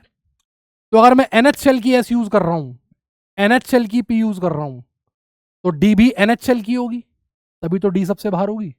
sp के बाद ही तो d आएगी। और अगर मैं लिख रहा हूं D2sp3, तो ये NHL की है, ये NHL की है, ये N-1 HL की है, अंदर की है D, तभी तो पहले आ रही है। इसका मतलब हाइब्रिडाइजेशन के दो पॉसिबिलिटीज बनती हैं। अगर सारी की सारी ऑर्बिटल जो हाइब्रिड ऑर्बिटल्स बनाने जा रही हैं अगर वो सेम शेल को बिलोंग करें, यानी NS NP और ND एक साथ हाइब्रिडाइज करें, तो ऐसा कॉम्प्लेक्स में हाइब्रिडाइजेशन होता है sp3d2। इसे आउटर ऑर्बिटल कॉम्प्लेक्स कहते हैं क्योंकि आउटर वाली डी यूज हो रही है, और जनरली ये वीक लिगैंड्स बनते हैं। sp3d2 बनाने वाले लिगैंड्स, जिन लिगैंड्स के ऑक्टाहेड्रल कॉम्प्लेक्सेस का हाइब्रिडाइजेशन sp3d2 होता है, वो जनरली कोऑर्डिनेशन नंबर 4 में टेट्राहेड्रल लिगैंड्स, टेट्राहेड्रल कॉम्प्लेक्सेस बनाते हैं। ठीक है। ऑन द अदर हैंड, अगर सारी ऑर्बिटल एक ही उसको बिलोंग नहीं करती हैं तो डी अंदर वाली होगी और हाइब्रिडाइजेशन D2sp3 होगा। ऐसे कॉम्प्लेक्सेस को इनर ऑर्बिटल कॉम्प्लेक्स कहा जाता है और ये जनरली स्ट्रॉन्ग लिगैंड्स के द्वारा बनाई जाती हैं। स्ट्रॉन्ग लिगैंड्स जो होते हैं ये कोऑर्डिनेशन नंबर 4 में DsP2 हाइब्रिडाइजेशन प्रेफर करते हैं जनरली, हालांकि इसके एक्सेप्शंस हैं, वो हम लोग क्वेश्चंस वगैरह में लेंगे, इसके एक्सेप्शंस हैं, जब हम ब्रीफर में इसके क्वेश्चंस करेंगे वहां मैं कराऊंगा आपको। लेकिन एनसीईआरटी जिन केसेस की बात करता है, जिन बेसिक केसेस की बात करता है, उन केसेस के अंदर हमारा ये काम इनसे चल जाएगा। जैसे देखिए कोऑर्डिनेशन नंबर 6 के दो कॉम्प्लेक्सेस का एग्जांपल देखते हैं। जैसे K4FeCN6 का फॉर्मेशन देखिए। K4FeCN6 में आयरन की ऑक्सीडेशन स्टेट है +2। आयरन होता है आर्गन 3d6 4s2, 26 होता है आयरन का एटॉमिक नंबर। Fe+2 होता है 3d6, आर्गन 3d6, ये 3d6 है। अब CN से इसको 6 लोन पेयर लेने हैं, मतलब इसे 6 हाइब्रिड ऑर्बिटल्स बनानी है। CN एक स्ट्रॉन्ग लिगैंड है क्योंकि इसमें डोनर या तो कार्बन है या नाइट्रोजन है और दोनों ही स्ट्रॉन्ग होते हैं। तो जब CN अपने लोन पेयर देने वाला होगा तो उससे पहले ये क्या करेगा, आयरन के जो इलेक्ट्रॉन्स हैं इनको पेयर करा देगा। ये 4 जो अनपेयर्ड बैठे हैं इनकी पेयरिंग करा देगा, इसे बैक पेयरिंग कहते हैं। बैक पेयरिंग करा दी। बैक पेयरिंग से क्या होगा, बैक पेयरिंग से भाई साहब ये दोनों ऑर्बिटल खाली हो गई, ये 4 इलेक्ट्रॉन अब केवल 2 ऑर्बिटल में समा गए, तो 2 डी की यूज हुई D2sp3। तो जो हाइब्रिडाइजेशन हुआ वो क्या हुआ, D2sp3, यानी कि इनर ऑर्बिटल कॉम्प्लेक्स बना। हाइड्रोजन की 3D, सॉरी आयरन की 3D 4s और 4p यूज हुई है, और आप देख रहे हैं सारे के सारे इलेक्ट्रॉन पेयर्ड हैं, मतलब जो कॉम्प्लेक्स बना है ये डायामैग्नेटिक नेचर का है। ये जो कॉम्प्लेक्स बना है किस नेचर का है, ये डायामैग्नेटिक नेचर का है। ऑन द अदर हैंड अगर यही कॉम्प्लेक्स K3FeF6 होता, जिसमें फ्लोराइड होता लिगैंड, जो कि एक वीक लिगैंड है, हेलोजन है, फ्लोरीन की इलेक्ट्रोनेगेटिविटी सबसे ज्यादा होती है, जो कि खुद एक वीक लिगैंड है। तो अगर ये होता K3FeF6, ये एक वीक लिगैंड होता, तो आयरन होता है इसमें Fe+3 3d5, 5 इलेक्ट्रॉन्स होते, और F- इलेक्ट्रॉन पेयर देने से पहले आयरन के इलेक्ट्रॉन्स को पेयर नहीं कर पाता, इसलिए F के जो 6 इलेक्ट्रॉन पेयर हैं ये 4s 4p और 4d में जाके बैठते। और अब जो हाइब्रिडाइजेशन होता ये होता sp3d2, कॉम्प्लेक्स आउटर ऑर्बिटल बनता, 5 अनपेयर्ड इलेक्ट्रॉन्स हैं इसलिए कॉम्प्लेक्स पैरामैग्नेटिक बनता, जिसका मैग्नेटिक मोमेंट आप म्यू बराबर √NN+2 बोर मैग्नेटॉन से निकाल सकते हैं, आपको एटॉमिक स्ट्रक्चर में सिखाया गया है। अगर मैं कोऑर्डिनेशन नंबर 4 की बात करूं, तो कोऑर्डिनेशन नंबर 4 में एक एग्जांपल हमने लिया NiCN4 का। कोऑर्डिनेशन नंबर 4 की अगर अपन बात करें तो कोऑर्डिनेशन नंबर 4 में एक एग्जांपल अपन लेते हैं NiCN4 का। इसमें CN स्ट्रॉन्ग लिगैंड है। CN क्या है इसमें, CN इसमें स्ट्रॉन्ग लिगैंड है ना। तो Ni+2 में देखिए 3d8 है, ये सिचुएशन होगी। CN को 4 हाइब्रिड ऑर्बिटल चाहिए ताकि उसमें अपने लोन पेयर डाल सके। उससे पहले वो यहाँ पर क्या करेगा, इस इलेक्ट्रॉन को पेयर कर देगा। पेयर करते ही ये एक जगह खाली हो गई, तो ये एक DsP2 बना दिया इसने, स्क्वायर प्लेनर कॉम्प्लेक्स बना, सारे इलेक्ट्रॉन पेयर्ड है, डायामैग्नेटिक हो गया। On the other hand NiCl4 - Cl यहाँ पर वीक फील्ड लिगैंड है, ये पेयरिंग नहीं कर पाएगा। अब ये अपने 4 लोन पेयर sp3 में डालेगा, इसको नहीं छेड़ पाएगा, sp3 में डालेगा, तो टेट्राहेड्रल कॉम्प्लेक्स हुआ, sp3 हाइब्रिडाइजेशन हुआ, पैरामैग्नेटिक कॉम्प्लेक्स हो गया ये। ठीक है, 2 अनपेयर्ड इलेक्ट्रॉन्स हो गए। तो इस तरह से वैलेंस बॉन्ड थ्योरी जो होती है ये हमको समझाती है कि हम हाइब्रिड ऑर्बिटल्स के थ्रू कोऑर्डिनेशन कंपाउंड्स के बनने को, उनकी मैग्नेटिक प्रॉपर्टीज को समझा सकते हैं। हालांकि इस थ्योरी में बहुत सारे अजम्पशंस लिए गए हैं, इस थ्योरी में बहुत सारे अजम्पशंस लिए गए हैं, है ना। कुछ लिगैंड इलेक्ट्रॉन्स की पेयरिंग करते हैं, कुछ लिगैंड इलेक्ट्रॉन की पेयरिंग नहीं करते हैं, कुछ स्ट्रांग होते हैं, कुछ वीक होते हैं। ये एक्सपेरिमेंटली इसमें कहीं प्रूफ नहीं किया गया है, इसमें एक्सपेरिमेंटली कहीं भी प्रूफ नहीं किया गया है, केवल क्वालिटेटिवली समझाया गया है, बोल दिया गया है ताकि हम स्ट्रक्चर्स को एक्सप्लेन कर पाए। ये लो स्पिन कॉम्प्लेक्स और हाई स्पिन कॉम्प्लेक्स के बारे में बात नहीं करता, लो स्पिन कॉम्प्लेक्स और हाई स्पिन कॉम्प्लेक्स के बारे में ये थियरी कोई डिस्कशन नहीं करती, बताती ही नहीं है क्या चीज़ होती है ये। कोऑर्डिनेशन कंपाउंड्स में कौन से लो स्पिन कॉम्प्लेक्सेस होते हैं, कौन से हाई स्पिन होते हैं, इसकी बात नहीं करती। कलर ऑफ कॉम्प्लेक्सेस का कोई एक्सप्लेनेशन नहीं है, जबकि अधिकतर कॉम्प्लेक्स कंपाउंड्स कलर्ड होते हैं। क्यों कलर्ड होते हैं इस थ्योरी से पता नहीं लग सकता। और ये आपको ज्योमेट्री और मैग्नेटिक नेचर कॉम्प्लेक्सेस का बहुत अच्छे से प्रिडिक्ट नहीं करवा पाती, स्पेशली तब जब कोऑर्डिनेशन नंबर 4 हो, कोऑर्डिनेशन नंबर 4 हो। कोऑर्डिनेशन नंबर 4 के जो केसेस हैं वो फंस जाते हैं। जब हम लोग क्वेश्चंस करेंगे तब दिखाऊंगा मैं आपको, कोऑर्डिनेशन नंबर 4 में कई बार चीजें फंस जाती हैं, ठीक है। और ये आपको लिगैंड की स्ट्रेंथ का कोई प्रूफ नहीं देती, it does not provide any valid proof. यही वाला लिगैंड स्ट्रॉन्ग क्यों है, यही वाला लिगैंड स्ट्रॉन्ग क्यों है। मैं अगर आपसे वीक में पूछ लूं कि मान लो मैंने आपसे कहा Cl और Br दोनों वीक लिगैंड है, मैं पूछूं आपसे Cl और Br में ज्यादा वीक कौन है, ज्यादा स्ट्रॉन्ग कौन है, तो आप नहीं बता सकते। Cn और CO, Cn है, CO है, NH3 है, अब ये स्ट्रॉन्ग है इनमें ज्यादा स्ट्रॉन्ग कौन सा है, नहीं बता सकते। तो ये सारी बातें ये नहीं करती थियरी। 1930 में बेथे और वैन ने एक थियरी प्रोवाइड की जिसको क्रिस्टल फील्ड थियरी कहते हैं। इस थियरी ने इस चैप्टर की दिशा और दशा दोनों ही बदल के रख दी, क्योंकि इस थियरी के अंदर जो जो चीजें यूज हुई, जो कॉन्सेप्ट इसमें यूज हुए वो बिल्कुल नए थे, और उन कॉन्सेप्ट्स ने पूरी की पूरी इस चीज को हिला दिया, चेंज कर दिया। और अब हम लोग क्रिस्टल फील्ड थियरी को ही फॉलो करते हैं। ऑथेंटिक और बहुत ही ज्यादा बढ़िया थियरी है, क्योंकि ये जो थ्योरी होती है, ये थ्योरी जितने भी पॉइंट्स वीबीटी के हैं, जो भी ड्रॉबैक्स हैं, उनको दूर कर देती है, ठीक है। कहती क्या है ये थ्योरी? ये थ्योरी बेसिकली ये कहती है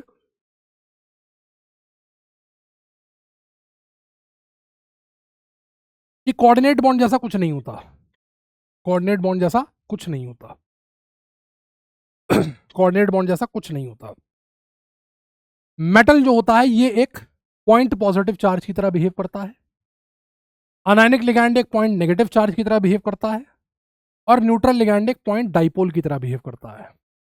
और मेटल और लिगैंड के बीच में जो अट्रैक्शन होते हैं वो इलेक्ट्रोस्टैटिक नेचर के अट्रैक्शन होते हैं।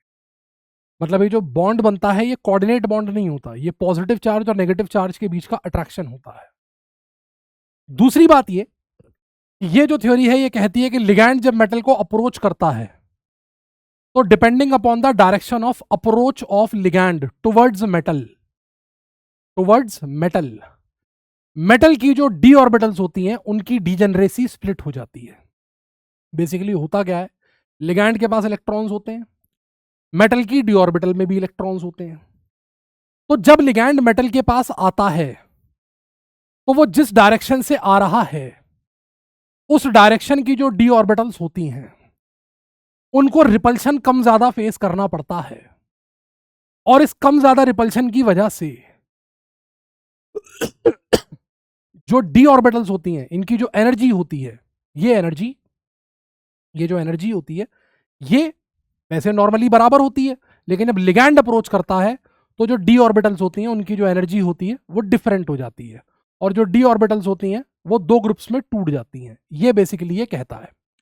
अगर आप डी ऑर्बिटल्स को देखें तो डी ऑर्बिटल्स को बेसिकली मैं दो ग्रुप्स में बांट सकता हूं। 3 डी ऑर्बिटल ऐसी होती हैं जो बीच में होती हैं एक्सिस के, और 2 डी ऑर्बिटल्स ऐसी होती हैं जो एक्सिस के अलोंग होती हैं। आपके सिलेबस में ये जो क्रिस्टल फील्ड थ्योरी है ये ऑक्टाहेड्रल कॉम्प्लेक्सेस के लिए है। मेनली जो इसका डिस्कशन है वो ऑक्टाहेड्रल कॉम्प्लेक्सेस के लिए मैं करूंगा, मतलब कोऑर्डिनेशन नंबर 6 के लिए मैं करूंगा। ऑक्टाहेड्रन क्या होता है? ऑक्टाहेड्रन में एक स्क्वायर प्लेनर बेस होता है इस तरीके का,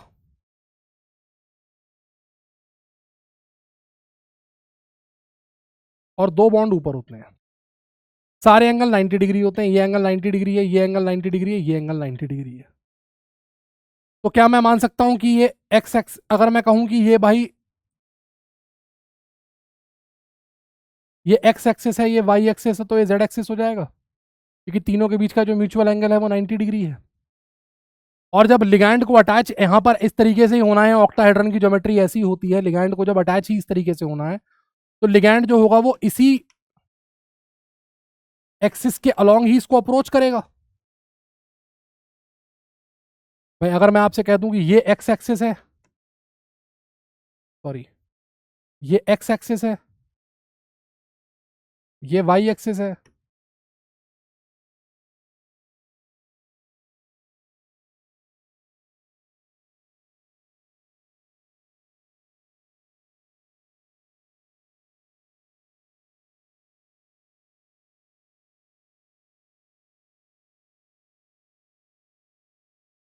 तीनों म्यूचुअली परपेंडिकुलर हैं, ये एंगल 90 डिग्री, ये एंगल 90 डिग्री, ये एंगल 90 डिग्री, तीनों म्यूचुअली परपेंडिकुलर है। जब लिगैंड को यहाँ पर अटैच होना है तो लिगैंड भी अटैच कैसे होगा, एक्सिस के अलोंग ही तो अटैच होगा। अटैक कैसे करेगा लिगैंड, ऐसे ही तो करेगा, इधर से आएगा, इधर से आएगा, इधर से आएगा, ऐसे ही तो आएगा, ठीक है। तो जो डी ऑर्बिटल्स एक्सिस के अलोंग होंगी, जिनके लोब्स एक्सिस के अलोंग होंगे, उनके इलेक्ट्रॉन्स ज्यादा रिपल्शन महसूस करेंगे लिगैंड के इलेक्ट्रॉन से, as compare to those orbitals जिनके जो इलेक्ट्रॉन्स हैं वो एक्सिस के अलोंग नहीं है। तो देखिए, जब तक लिगैंड ने अप्रोच नहीं किया था, यानी कि जब तक ग्राउंड स्टेट थी, तब तक मेटल की डी ऑर्बिटल्स की एनर्जी इतनी थी। अगर लिगैंड एक स्फेरिकली सिमेट्रिक फील्ड में आते, मतलब हर डायरेक्शन से लिगैंड आता, एक स्फेरिकली सिमेट्रिक फील्ड होता, हर डायरेक्शन से लिगैंड आता, तो हर इफेक्ट को काटने के लिए एक दूसरा लिगैंड मौजूद होता। अगर हर डायरेक्शन से लिगैंड आ रहा होता तो इधर वाले को काटने के लिए ये होता, इधर वाले को काटने के लिए ये होता, तो एनर्जी बढ़ती तो सही। अगर स्फेरिकल सिमेट्री होती, अगर मैं इसको एक स्फेरिकली सिमेट्रिक फील्ड में रख देता, इमेजिन कीजिए, इसको एक स्फीयर के अंदर रख देता, तो हर तरफ से इस पर बराबर फोर्स लगता, तो एनर्जी बढ़ती तो सही और सबकी बराबर बराबर बढ़ती, तो ये एनर्जी बढ़ के यहां पहुंच जाती। इस इमेजिनरी अवस्था को बारी सेंटर कहते हैं। क्या कहते हैं? बारी सेंटर कहते हैं।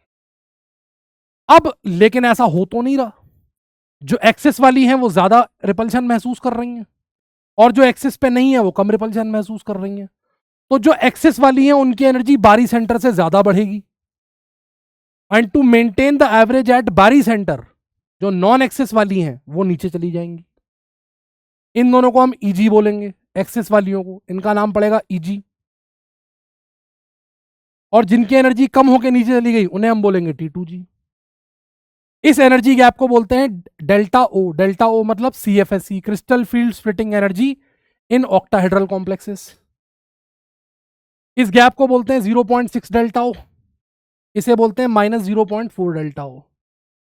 अगर आप एवरेज निकालें तो 0.6 into 2, 0.4 delta O into 3, minus का 1.2 प्लस 1.2 माइनस, नेट हो गया 0, बारी सेंटर पे आ गए। तो ये जो डी ऑर्बिटल्स थी इनकी डिजेनरेसी स्प्लिट हो गई। दिमाग पे जो जमी है धूल अज्ञान की, उसको झाड़ देता है, और लिगैंड आके मेटल की डी ऑर्बिटल्स की फाड़ देता है, एनर्जी फाड़ देता है, दो हिस्से कर देता है। तो जो लिगैंड होता है ये क्या करता है, ये ऑर्बिटल्स को दो हिस्सों में तोड़ देता है, dx स्क्वायर माइनस वीएस वाई स्क्वायर और dz स्क्वायर अलग हो गए, इन्हें हम बोलेंगे Eg। और जो बाकी तीनों हैं ये अलग हो गई, dxy, dyz और dzx, इन्हें बोलेंगे T2G। स्पेक्ट्रोस्कोपिक टर्म्स हैं ये, स्पेक्ट्रोस्कोपी से आए हैं, इनका कोई एक्सप्लेनेशन नहीं है, Eg और T2G ही क्यों बोलते हैं, ठीक है। अब सवाल ये आया कि कौन सा लिगैंड क्या करेगा, तो इसके लिए हम लोगों ने एक सीरीज बना रखी है जिसे हम लोग स्पेक्ट्रोकेमिकल सीरीज कहते हैं। ये स्पेक्ट्रोकेमिकल सीरीज एक्सपेरिमेंटली लिगैंड्स की बढ़ती हुई स्ट्रेंथ को डिनोट करती है। कॉन्सेप्ट इसमें भी वही है, जो हैलोजन डोनर और ऑक्सीजन डोनर है वो वीक लिगैंड है, जो कार्बन डोनर और नाइट्रोजन डोनर है वो स्ट्रॉन्ग लिगैंड है। बट यहां पर आपको एक प्रॉपर ऑर्डर पता है। अब आपको स्ट्रॉन्ग में भी ये पता है कि ज्यादा स्ट्रॉन्ग कौन है, वीक में ज्यादा वीक कौन है, ठीक है, जो आपको वीबीटी में नहीं पता था। और ये एक्सपेरिमेंटली निकाला गया है, स्पेक्ट्रोस्कोपी से निकाला गया है। इससे फायदा क्या होता है? स्ट्रॉन्ग लिगैंड और वीक लिगैंड के सीएफएसई में फर्क होता है, मतलब जितना ज्यादा ये गैप क्रिएट होगा, लिगैंड जितना स्ट्रॉन्ग होगा उतना ज्यादा ये गैप क्रिएट होगा। जितना लिगैंड स्ट्रॉन्ग होगा उतना बड़ा ये गैप यहां पर क्रिएट होगा। इस गैप से क्या होगा? इस गैप से इलेक्ट्रॉन्स की फिलिंग में डिफरेंस पैदा होगा। इस गैप से क्या होगा? इस गैप से इलेक्ट्रॉन्स की फिलिंग में डिफरेंस पैदा होगा। कैसे पैदा होगा डिफरेंस आप इलेक्ट्रॉन्स की फिलिंग में? देखिए 3 इलेक्ट्रॉन्स जो हैं, जब आप इलेक्ट्रॉन्स की फिलिंग करेंगे तो जो वीक लिगैंड होगा वो कम सीएफएसई प्रोड्यूस करेगा और जो स्ट्रॉन्ग लिगैंड होगा वो ज्यादा सीएफएसई प्रोड्यूस करेगा। तो जब तक आप 3 इलेक्ट्रॉन्स फिल करेंगे तब तक सिचुएशन सेम रहेगी, स्ट्रॉन्ग में भी और वीक में भी। जब नंबर आएगा चौथा इलेक्ट्रॉन फिल करने का, तो चौथा इलेक्ट्रॉन फिल करने के लिए या तो चौथा इलेक्ट्रॉन ऊपर की ऑर्बिटल में जाएगा या चौथा इलेक्ट्रॉन नीचे पेयर हो जाएगा, क्योंकि इलेक्ट्रॉन को एनर्जी लगेगी, यहां से ऊपर जाने के लिए भी एनर्जी लगेगी और पेयर होने के लिए भी एनर्जी लगेगी। क्यों लगेगी? क्योंकि 2 इलेक्ट्रॉन से आपस में रिपल्शन है, रिपल्शन के बावजूद भी एक ऑर्बिटल में रहना है तो एनर्जी तो लगेगी। उस एनर्जी को हम पेयरिंग एनर्जी कहते हैं। स्ट्रॉन्ग लिगैंड के केस में जो पेयरिंग एनर्जी होती है वो कम होती है, डेल्टा U ज्यादा होती है, मतलब ये गैप ज्यादा बड़ा होता है। तो इलेक्ट्रॉन कहता है भाई ऐसा है कूदने का छोड़ो, फालतू फंड में नौटंकी करने की जरूरत नहीं है, यहीं पर पेयर हो जाते हैं, क्योंकि अपने को एनर्जी कम खर्च करनी पड़ेगी, यहीं पर पेयर हो जाते हैं। स्ट्रॉन्ग लिगैंड में पहले यहां पेयरिंग होगी, जब यहां की फिलिंग हो जाएगी तब ये भरेगा। वीक लिगैंड में ऐसा कुछ नहीं होगा, वीक लिगैंड में ये गैप बहुत कम होता है, इलेक्ट्रॉन यहां कूद जाता है। पेयरिंग में ज्यादा एनर्जी खर्च होगी तो इलेक्ट्रॉन पेयरिंग नहीं करेगा, इलेक्ट्रॉन बोलेगा इतनी एनर्जी में तो मैं ऊपर कूद के चला जाऊंगा। इससे क्या होगा? इससे जब आप इलेक्ट्रॉन्स की फिलिंग करेंगे तो उनके पैटर्न्स में डिफरेंस पैदा हो जाएगा, और पैटर्न्स में डिफरेंस पैदा होने से आपको different different nature of complexes मिलेंगे। देखिए जैसे ये है, अब अगर आप D1 की बात करें तो D1 में चाहे आप स्ट्रॉन्ग फील्ड लिगैंड ले लें, मतलब अगर आप सेंट्रल मेटल आयन का d ऑर्बिटल लिया आपने और उसमें एक ही इलेक्ट्रॉन है, तो वो एक इलेक्ट्रॉन ऐसे भरा जाएगा, 2 ऐसे भरे जाएंगे, 3 ऐसे भरे जाएंगे, यहां तक सेम रहेगा। अब D4 से गेम शुरू होगा। लिगैंड अगर स्ट्रॉन्ग है तो चौथा इलेक्ट्रॉन पहले पेयर हो जाएगा, वीक है तो ऊपर चला जाएगा। D5 में यहां पर पेयर हो गया, ऊपर चला गया। D6 में तीनों नीचे पेयर हो गए, पहले ऊपर की भरी फिर नीचे पेयर हुआ। यहां बिल्कुल क्लियर कट अंतर है, ये पूरा डायमैग्नेटिक है, ये पैरामैग्नेटिक है। D6 बड़ी इंपॉर्टेंट होती है ना, ये पूरा डायमैग्नेटिक है, ये पैरामैग्नेटिक है। D7 में देखिए पहले तीनों नीचे भरे फिर एक ऊपर गया, यहां देखिए अंतर है, 1 2 3 4 5 6 7। D8 सेम होगा, 1 2 3 4 5 6 7 8, या फिर 1 2 3 4 5 6 7 8 सेम होगा। D9 और D10 सेम होंगे। तो D1 D2 D3 D8 D9 D10 ये सेम होते हैं। ये क्या होते हैं? ये सेम होते हैं। D1 D2 D3 और D8 D9 D10 ये सेम होते हैं। अंतर किस किस में होता है? D4 से लेकर D7 तक अंतर होता है, और इसी पर क्वेश्चन पूछा जाता है।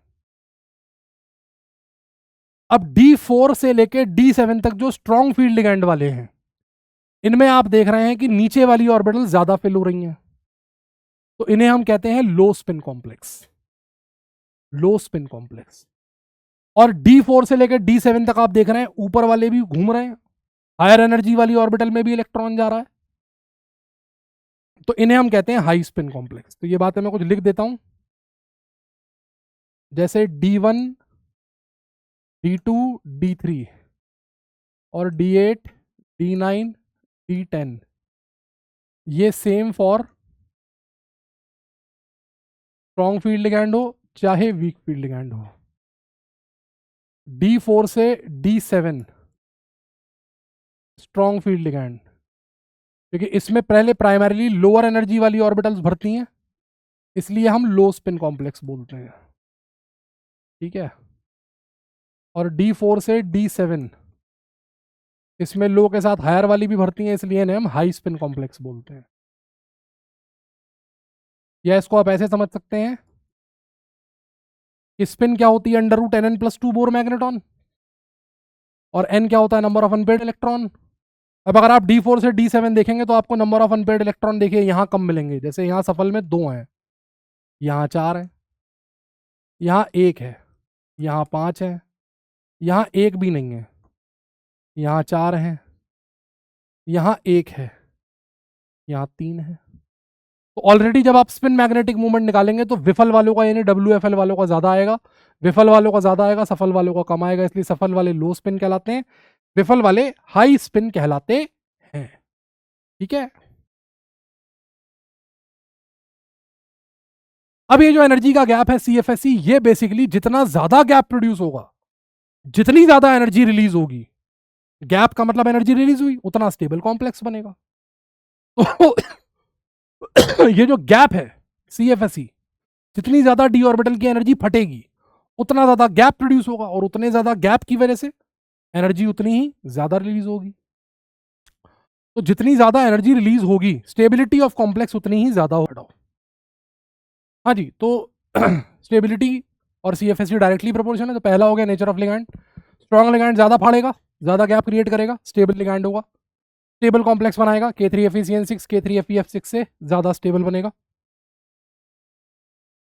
ऑक्सीडेशन नंबर ऑफ CMI, जितना ज्यादा positive charge central metal ion के ऊपर होगा, लिगैंड से इलेक्ट्रॉन खींचने की कैपेसिटी उतनी ज्यादा होगी, उतना बढ़िया कॉम्प्लेक्स बनेगा, क्योंकि लिगैंड पर नेगेटिव चार्ज है, मेटल पर पॉजिटिव चार्ज है, अट्रैक्शन उतना ही मजबूत है, और इसलिए कॉम्प्लेक्स ज्यादा स्टेबल बनेगा। FeCN6 4- और FeCN6 3- में ये वाला ज्यादा स्टेबल है।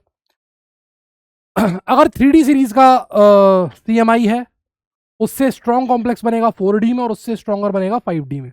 जैसे जैसे डी ऑर्बिटल में नीचे जाते जाएंगे मेटालिक कैरेक्टर बढ़ता जाएगा, मेटालिक कैरेक्टर अगर बढ़ता जाएगा तो कॉम्प्लेक्स बनाने की टेंडेंसी बढ़ती जाएगी और स्ट्रॉन्गर कॉम्प्लेक्स बनेगा। ठीक है, जैसे NiCl4 PdCl4 और PtCl4 में सबसे स्ट्रॉन्ग कॉम्प्लेक्स PtCl4 के साथ बनेगा।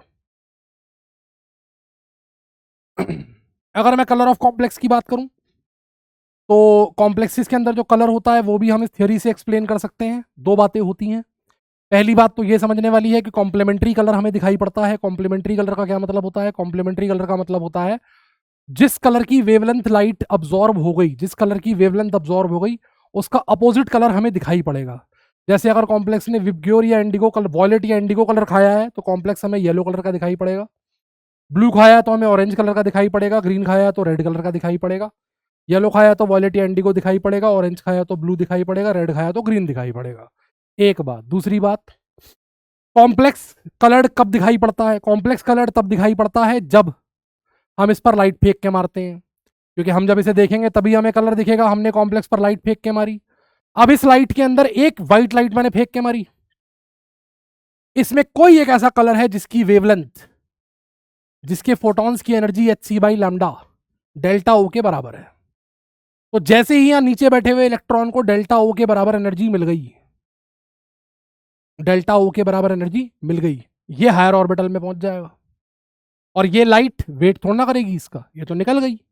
लेकिन अब इस लाइट में से वो वेवलेंथ मिसिंग हो गई जो इलेक्ट्रॉन खा गया, और जो ये खा गया उसका अपोजिट कलर मुझे दिखने लगेगा, उसका अपोजिट कलर मुझे दिखने लगेगा। समझ में आया? मान लो ये वॉयलेट खा गया तो मुझे येलो कलर का कॉम्प्लेक्स दिखने लगेगा। एक बात। दूसरी बात, जितना स्ट्रॉन्ग कॉम्प्लेक्स होगा डेल्टा ओ उतना ज्यादा होगा, डेल्टा ओ जितना ज्यादा होगा लैम्डा अब्जॉर्ब्ड उतना कम होगा, यानी जितना स्ट्रॉन्ग लिगैंड होगा वो उतना छोटा लैम्डा अब्जॉर्ब करेगा, उतनी छोटी वेवलेंथ अब्जॉर्ब करेगा। दूसरा पॉइंट ये है। तीसरा और सबसे इंपॉर्टेंट पॉइंट, D0 और D10 में DD ट्रांजिशन नहीं होता। अगर D में कोई इलेक्ट्रॉन नहीं है तो DD ट्रांजिशन की वजह से कलर नहीं आएगा, क्योंकि इलेक्ट्रॉन ही नहीं है, अब्जॉर्ब कौन करेगा? और D10 है तो सब भरा हुआ है, ट्रांजिशन के लिए जगह ही नहीं है, तो ट्रांजिशन हो ही नहीं पाएगा, तुम कितनी लाइट फेंकते रहो। तो अगर D0 है या D10 है तो कलर नहीं आएगा, एटलीस्ट D ट्रांजिशन की वजह से तो नहीं आएगा। आएगा तो उसका कोई रीजन और होगा, लेकिन ये ट्रांजिशन उसका रीजन नहीं होगा। तो ये बात हुई क्रिस्टल फील्ड थ्योरी की। ठीक है, अब बात करते हैं फटाफट से इसके आइसोमेरिज्म की। दो तरह के आइसोमेरिज्म कॉम्प्लेक्स कंपाउंड्स के अंदर पाए जाते हैं, स्ट्रक्चरल आइसोमेरिज्म और स्टीरियो आइसोमेरिज्म। आइसोमेरिज्म के ऊपर भी हर साल क्वेश्चंस पूछे जाते हैं, दो तरह के आइसोमेरिज्म इसमें मिलते हैं। स्ट्रक्चरल आइसोमेरिज्म आपको मिलेंगे ionisation isomerism, linkage isomerism, hydrate isomerism, coordination isomerism और लिगैंड आइसोमेरिज्म। 5 तरह के तो ये मिलेंगे, और 2 तरह के आपको मिलेंगे स्टीरियो आइसोमेरिज्म जिसे हम कहते हैं ज्योमेट्रिकल आइसोमेरिज्म और ऑप्टिकल आइसोमेरिज्म। ठीक है, इसमें क्या होता है, स्ट्रक्चरल आइसोमेरिज्म में मॉलिक्यूलर फॉर्मूला सेम होता है, लेकिन मेटल लिगैंड का जो बॉन्ड होता है वो डिफरेंट होता है। मेटल लिगैंड का जो बॉन्ड होता है वो डिफरेंट होता है। कैसे डिफरेंट होता है मैं समझाऊंगा। इसमें मॉलिक्यूलर फॉर्मूला सेम होता है, लेकिन अरेंजमेंट ऑफ लिगैंड्स डिफरेंट होता है स्पेस में। अरेंजमेंट ऑफ लिगैंड्स जो होता है वो डिफरेंट होता है स्पेस में। आइए देखें कैसे। स्ट्रक्चरल आइसोमेरिज्म में सबसे पहला आइसोमेरिज्म है आयनाइजेशन आइसोमेरिज्म।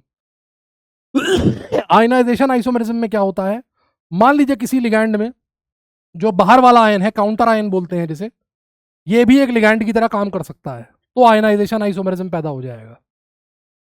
जैसे इसमें क्या है, PTNH3 Br, Br बाहर है, इसको अगर मैं पानी में डालूंगा तो ये Cl, ये आयन प्रोड्यूस करेगा, साथ में Br माइनस प्रोड्यूस करेगा। अब अगर Br को अंदर कर दूं, Cl को बाहर कर दूं, तो PTNH3 Cl।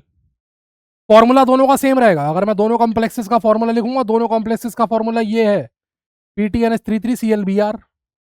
डिफरेंस किस बात में है, डिफरेंस है उनमें, उन आयंस में जो उन्होंने पैदा किए। हमें कैसे पता लगेगा ये दोनों आयनाइजेशन आइसोमेरिज्म है, आयनाइजेशन आइसोमेरिज्म शो कर रहे हैं। मैंने अगर सेम रीजन से ट्रीट करता हूं, जैसे मैंने AgNO3 से ट्रीट कर दिया, तो इसमें Br माइनस है तो ये AgBr का पीपीटी देगा जो पेल येलो होगा, ये AgCl का पीपीटी देगा भाई साहब जो व्हाइट होगा। दूसरी बात, Cl माइनस और Br माइनस की मोबिलिटी में डिफरेंस होगा, डिफरेंस होगा, तो इनकी मोलर कंडक्टिविटी में डिफरेंस होगा, बिल्कुल होगा, तो इनकी मोलर कंडक्टिविटी अलग अलग होगी, इनका जो प्रेसिपिटेट बनेगा वो अलग अलग होगा, उससे ये पहचान में आ जाते हैं। Next, linkage isomerism. मैंने आपको शुरुआत में बताया था, एम्बिडेंटेट लिगैंड जहां जहां होंगे वहां लिंकेज आइसोमेरिज्म पैदा होगा। जैसे PTNH3 5NO2 Cl2।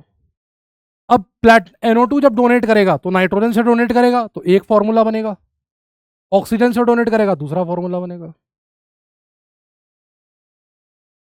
2 की power n number of ambidentate ligands होते हैं। जितने भी एम्बिडेंटेट लिगैंड्स होते हैं वो होते हैं 2 की पावर n। जितने एम्बिडेंटेट लिगैंड होंगे 2 की पावर आप लगा दीजिए। जैसे ये कॉम्प्लेक्स है PTEN SCN NO2, इसमें 2 लिगैंड्स हैं एम्बिडेंटेट, तो इसके लिंकेज आइसोमर होंगे 4। कैसे, SCN NO2, SCNONO, NCSONO, NCSNO2, 4 orientation possible है। 4 अलग अलग तरह के कंपाउंड बनेंगे, चारों का नाम अलग अलग होगा। Thiocyanato S, nitrito N, thiocyanato S, nitrito O, thiocyanato N, nitrito O, thiocyanato N, nitrito N, चारों अलग अलग कंपाउंड है। इसके बाद आता है सॉल्वेट आइसोमेरिज्म। सॉल्वेट आइसोमेरिज्म को हाइड्रेट आइसोमेरिज्म कहते हैं जब सॉल्वेंट पानी होता है।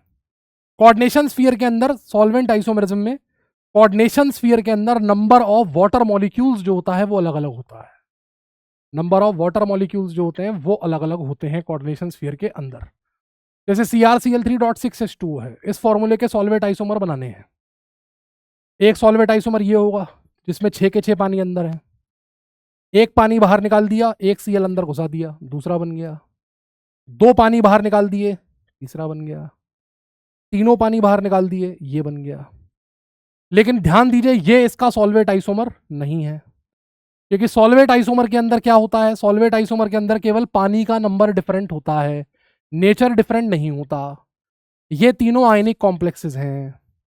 आप इसमें AgNO3 डालेंगे तो आपको 3 मोल AgCl मिलेगा, 2 मोल AgCl मिलेगा, 1 मोल AgCl मिलेगा। पानी न्यूट्रल है, पानी आयनाइज करेगा नहीं, लेकिन ये एक न्यूट्रल कॉम्प्लेक्स है, ये आयनाइज ही नहीं करेगा, इसका नेचर इन सबसे डिफरेंट है, तो ये इनकी कैटेगरी में काउंट नहीं हुआ, तो ये इसका सॉल्वेट आइसोमर नहीं होगा, क्योंकि इसका जो नेचर है वो डिफरेंट है। इस बात का ध्यान रखिएगा। पूछा हुआ क्वेश्चन है कितने आइसोमर होते हैं इस फॉर्मूले के, तो 3 होते हैं। ये पूछा हुआ क्वेश्चन है, पूछा जा चुका है। इसके बाद आता है कोऑर्डिनेट आइसोमेरिज्म। ये बड़ा इंपॉर्टेंट आइसोमेरिज्म होता है। मैंने आपको बताया था कुछ कॉम्प्लेक्सेस के अंदर क्या होता है, कोऑर्डिनेशन कंपाउंड में अनायन भी कॉम्प्लेक्स होता है, कटायन भी कॉम्प्लेक्स होता है और दोनों में लिगैंड अलग अलग होते हैं। अगर मैं इन दोनों के लिगैंड्स को इंटरचेंज करना शुरू कर दूं तो उस इंटरचेंज से क्या होता है, कोऑर्डिनेशन आइसोमरिज्म पैदा होता है।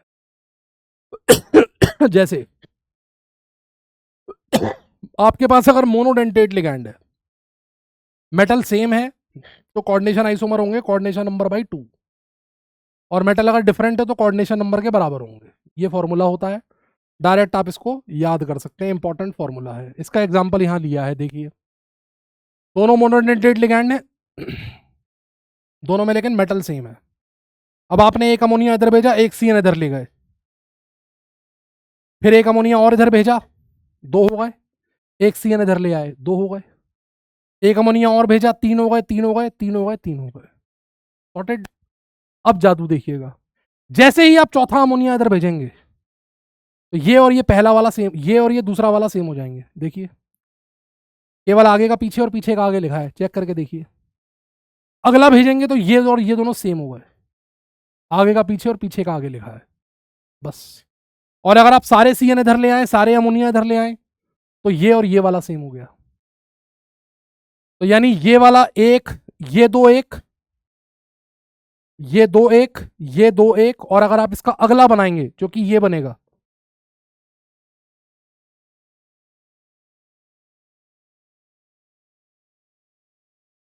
तो ये 2 1, तो कुल मिला के आपको 3 ही आइसोमर तो मिले। ऑन द अदर हैंड अगर मेटल डिफरेंट होता, जैसे यहां पर Fe की जगह Cr होता, अब ये सारे कंपाउंड अलग अलग हैं, देख सकते हैं आप।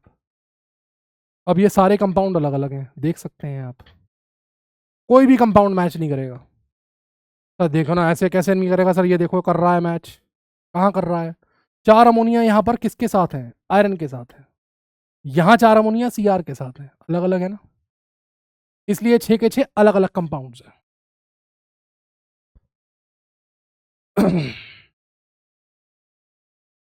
फिर आता है ligand isomerism,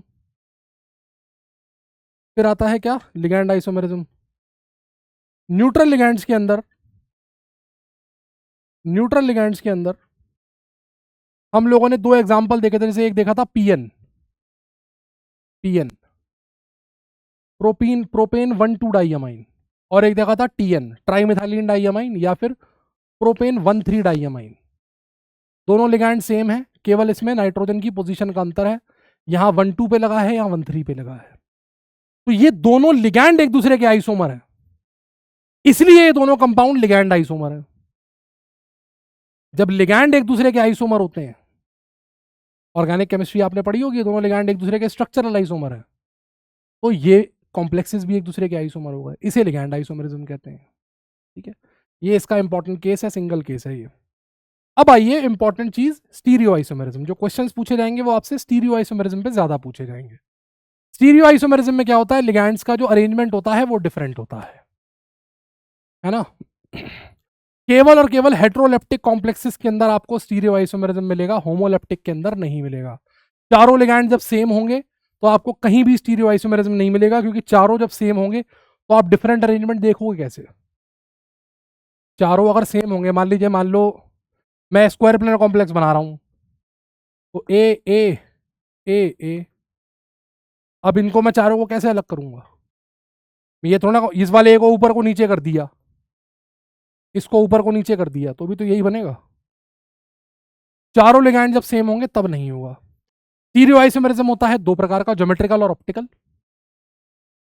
geometrical isomerism square planar में होता है, टेट्राहेड्रल में नहीं होता है, ऑक्टाहेड्रल में होता है। ऑप्टिकल आइसोमेरिज्म स्क्वायर प्लेनर में नहीं होता, क्योंकि ऑप्टिकल की शर्त होती है कि ऑप्टिकल जो होता है ये नॉन कोप्लेनर मॉलिक्यूल्स में होता है, टेट्रा में और ऑक्टा में होता है। ठीक है, टेट्राहेड्रल में ज्योमेट्रिकल आइसोमेरिज्म क्यों नहीं होता, क्योंकि टेट्राहेड्रल के चारों बॉन्ड इक्विवेलेंट होते हैं और उसमें एक बॉन्ड प्लेन के बाहर होता है, तो आप कभी सिस ट्रांस डिफाइन ही नहीं कर पाओगे। कहने का मतलब, टेट्राहेड्रल ऐसा होता है,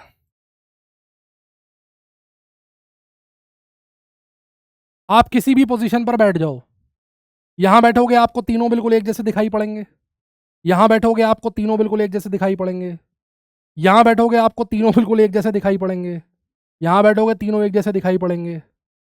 सारी पोजीशन सिमेट्रिक होती हैं। इसलिए टेट्राहेड्रल में ज्योमेट्रिकल आइसोमेरिज्म नहीं पाया जाता। जैसे अगर मैं आपसे स्क्वायर प्लेनर की बात करूं, इस डिस्कशन में स्मॉल अल्फाबेट से हम लोग मोनोडेंटेट लिगैंड्स को शो करेंगे, कैपिटल अल्फाबेट से बाइडेंटेट को शो करेंगे। ए मतलब सिमेट्रिक बाइडेंटेट, ए बी मतलब एसिमेट्रिक बाइडेंटेट। जैसे MA4 में नहीं होगा, MA3B में भी नहीं होगा, सबसे पहले होगा MA2B2 में। दो अलग अलग मोनोडेंटेट लिगैंड लगे हैं, दोनों मोनोडेंटेट एक जैसे साथ में लगे हैं तो सिस, अपोजिट लगे हैं तो ट्रांस, है ना। MA2BC, अब MA2BC में एक BC तो अलग हो गया, दो ए जहां साथ हैं वो सिस, दो ए जहां अपोजिट हैं वो ट्रांस। MABCD, इसके होते हैं 3 आइसोमर। कैसे? MABCD, इसमें सिस ट्रांस नहीं बोलते हैं, 3 आइसोमर होते हैं। ए को फिक्स कर दिया, अब घुमाओ, बी यहां आ गया, सी यहां आ गया, डी यहां आ गया, फिर घुमाओ, सी यहां आ गया, डी यहां आ गया, बी यहां आ गया, फिर घुमाओ, बी यहां आ गया, सी यहां आ गया, डी यहां आ गया। देख रहे हो? रिपीट कर गया, मतलब ये 3 डिफरेंट है। ए पे हिंज लगा दो और इन्हें घुमाते चलो, इसे घुमाओ इधर से, इसे घुमाओ इधर से, इसे घुमाओ इधर से, फिर इसे घुमाओ इधर से, इसे घुमाओ इधर से, इसे घुमाओ इधर से, इसे घुमाओ इधर से, इसे घुमाओ इधर से, और इसे घुमाओ इधर से। ठीक है, चलिए साहब नेक्स्ट। MAA2, MAAB2, MAABC, इसमें कोई ज्योमेट्रिकल आइसोमेरिज्म नहीं होगा। क्यों नहीं होगा सर? इस वाले में तो होना चाहिए, दो अलग अलग हैं भाई। एक तरफ AA लगा है और ये क्योंकि बाइडेंटेट है तो ये तो साथ ही में रहेंगे ना।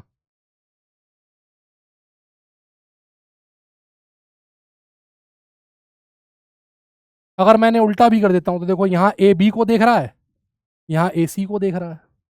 अब अगर मैंने उल्टा भी कर देता हूं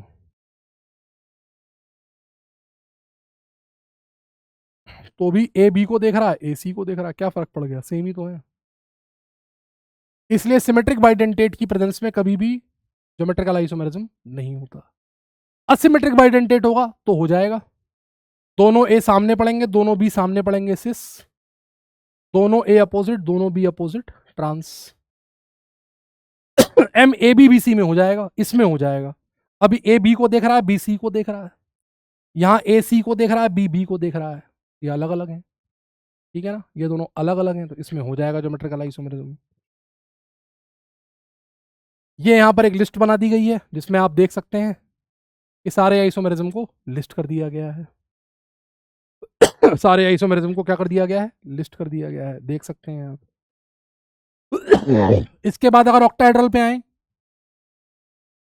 तो ऑक्टाहेड्रल में देखिए, ऑक्टाहेड्रल के अंदर अगर आप देखें तो MA6 में कुछ नहीं मिलेगा, MA5 में नहीं मिलेगा, MA4B2 में ज्योमेट्रिकल तो मिलेगा, ज्योमेट्रिकल तो मिलेगा। चारों ए एक साथ, दोनों बी एक साथ सिस, दोनों बी अपोजिट, चारों ए अपोजिट ट्रांस। सिमिलर लिगैंड एक साथ सिस, सिमिलर लिगैंड दूर दूर ट्रांस। ऑप्टिकली ये इनएक्टिव होगा क्योंकि इसमें प्लेन ऑफ सिमेट्री मिल जाएगा। कैसे मिल जाएगा प्लेन ऑफ सिमेट्री? अगर दो ट्रांसपोजिशन के ऊपर सेम लिगैंड लगे हों, किन्हीं भी दो ट्रांसपोजिशन के ऊपर, तो वो कॉम्प्लेक्स हमेशा ऑप्टिकली इनएक्टिव होता है। सीधी पहचान है ये, बहुत ज़्यादा दिमाग लगाना ही नहीं है आपको। ठीक है ना, दो ट्रांस ग्रुप अगर सेम लगे हों तो आपको कभी भी ऑप्टिकल आइसोमेरिज्म नहीं मिलेगा। तो MA4B2 में आप देख सकते हैं आइडेंटिकल लगे हुए हैं। MA3B3 में देखिए भाई साहब, MA3B3 में तीनों ए एक साथ लगा दिए सिस, तीनों बी एक साथ लगा दिए। अब ए और बी में दूर कर दिया, एक बी को इससे दूर कर दिया, एक ए को इससे दूर कर दिया। ये एक तरह का ट्रांस है। अब जो ऑक्टाहेड्रन होता है, ऑक्टाहेड्रन कुछ इस तरह की फिगर होती है, ऐसी फिगर होती है ऑक्टाहेड्रन। तो अगर आप इसे जोड़ें, इन तीनों को जोड़ दें तो ऑक्टाहेड्रन का एक फेस बनता है ऐसे। तो इस समय अगर आप तीनों ए और तीनों बी को जोड़ें तो आपको ऑक्टाहेड्रन का फेस बनता दिखाई पड़ेगा। इसे बोलते हैं फेशियल आइसोमर, पेक। और ये चारों ए जो एक ही प्लेन में है, अगर आप इस प्लेन को ऐड करें तो ये प्लेन कहलाता है मेरिडोनियल प्लेन। हॉरिजॉन्टल वाला जो प्लेन है इसे बोलते हैं बेटा मेरिडोनियल प्लेन। यहां देखिए सारे ए मेरिडोनियल प्लेन में है, इसे बोलते हैं मेरिडोनियल आइसोमर, मर आइसोमर। तो Ma3B3 में सिस को फेक बोलते हैं, ट्रांस को मर बोलते हैं। फेक मर आइसोमेरिज्म नाम होता है, कुछ डिफरेंस नहीं है, केवल नाम में डिफरेंस है, ठीक है। इसे फेक मर आइसोमेरिज्म बोलते हैं। ऑप्टिकल इसमें भी नहीं होगा। क्यों नहीं होगा? देखिए ये तो इससे गया सेम ट्रांस पे। अगर कहीं भी दो ट्रांसपेयर एक जैसे हो जाएं, जैसे इसका ट्रांसफेयर क्या है ए बी और इसका ट्रांसफेयर क्या है ए बी, तो भी सिमेट्री होती है। आप यहां पर मिरर रख दो, आपको सिमेट्री दिख जाएगी। ये देखो एसिमेट्रिक, तो भी ऑप्टिकली इनएक्टिव होता है। दो ट्रांसफेयर अगर एक जैसे हो तो ऑप्टिकल इनएक्टिविटी होती है, ऑप्टिकल इनएक्टिविटी आ जाएगी। ये देखिए दो ट्रांसफेयर अलग अलग है, सेम है, ये भी ऑप्टिकल इनएक्टिव होगा। Ma4BC में भी आपको ऑप्टिकल एक्टिविटी नहीं मिलेगी, हालांकि ज्योमेट्रिकल आइसोमेरिज्म मिलेगा। Ma4BC में चारों ए एक साथ है, सिस विद रिस्पेक्ट टू ए, चारों ए अलग अलग कर दीजिए, ट्रांस विद रिस्पेक्ट टू ए। दोनों ए सेम है, ऑप्टिकली इनएक्टिव, दोनों ए सेम है, ऑप्टिकली इनएक्टिव। ये देख लीजिए, इसका मतलब आपको मोनोडेंटेट लिगैंड के अंदर केवल एक ही जगह पर आपको मिलेगा MABCDEF। जब सारे लिगैंड अलग अलग होंगे केवल ये वाला ऑप्टिकली एक्टिव होगा। मोनोडेंटेट लिगैंड में केवल एक ही जगह आपको ऑप्टिकल एक्टिविटी मिलेगी, इस वाले केस में MABCDEF। इसके 15 ज्योमेट्रिकल आइसोमर होंगे, बिल्कुल सेम लॉजिक से जिससे हमने MABCD के 4 बनाए, 3 बनाए थे, वही लॉजिक मैं यहां भी लगाऊंगा। ABCDEF। अब ए पे हिंज कर दो और घुमाते चलो, इसे यहां भेजो, इसे यहां भेजो, इसे यहां भेजो, इसे यहां भेजो, इसे यहां भेजो, ए को फिक्स कर दो, तो आप देखोगे कि 15वीं जो 16वीं फिगर होगी वो रिपीट करेगी, 16वां जो नंबर आएगा वो सेम आएगा इसके जैसा, ठीक है।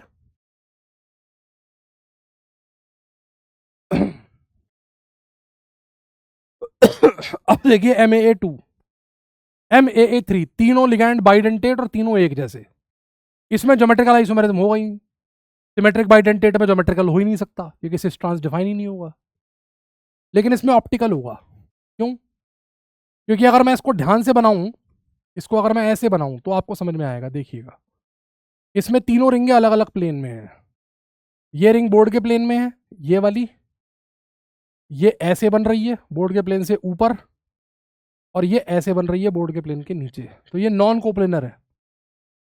और नॉन कोप्लेनर होने की वजह से ये ऑप्टिकली एक्टिव होगा, इसमें प्लेन ऑफ सिमेट्री नहीं मिलेगा आपको, काट ही नहीं पाओगे आप, सिमेट्री नहीं मिलेगी आपको, ठीक है, क्योंकि ये बाहर की तरफ है, ये अंदर की तरफ है। तो इसका आपको ऑप्टिकल आइसोमेरिज्म मिलेगा, दो एनाइंशियोमर मिलेंगे, दो एक दूसरे की मिरर इमेजेस होंगे। MAA3 फॉर्मूले के जो कॉम्प्लेक्सेस होते हैं उनका। MAA2B2 में आपको ज्योमेट्रिकल आइसोमेरिज्म मिलेगा, AA2B2, दोनों ए दूर दूर ट्रांस, दोनों ए एक साथ सिस। ट्रांस वाला ऑप्टिकली इनएक्टिव होगा क्योंकि ट्रांसपोजिशन सेम है, और रिंग भी प्लेन में है, एक ही प्लेन में है, प्लेन ऑफ सिमेट्री साफ साफ दिख रहा है।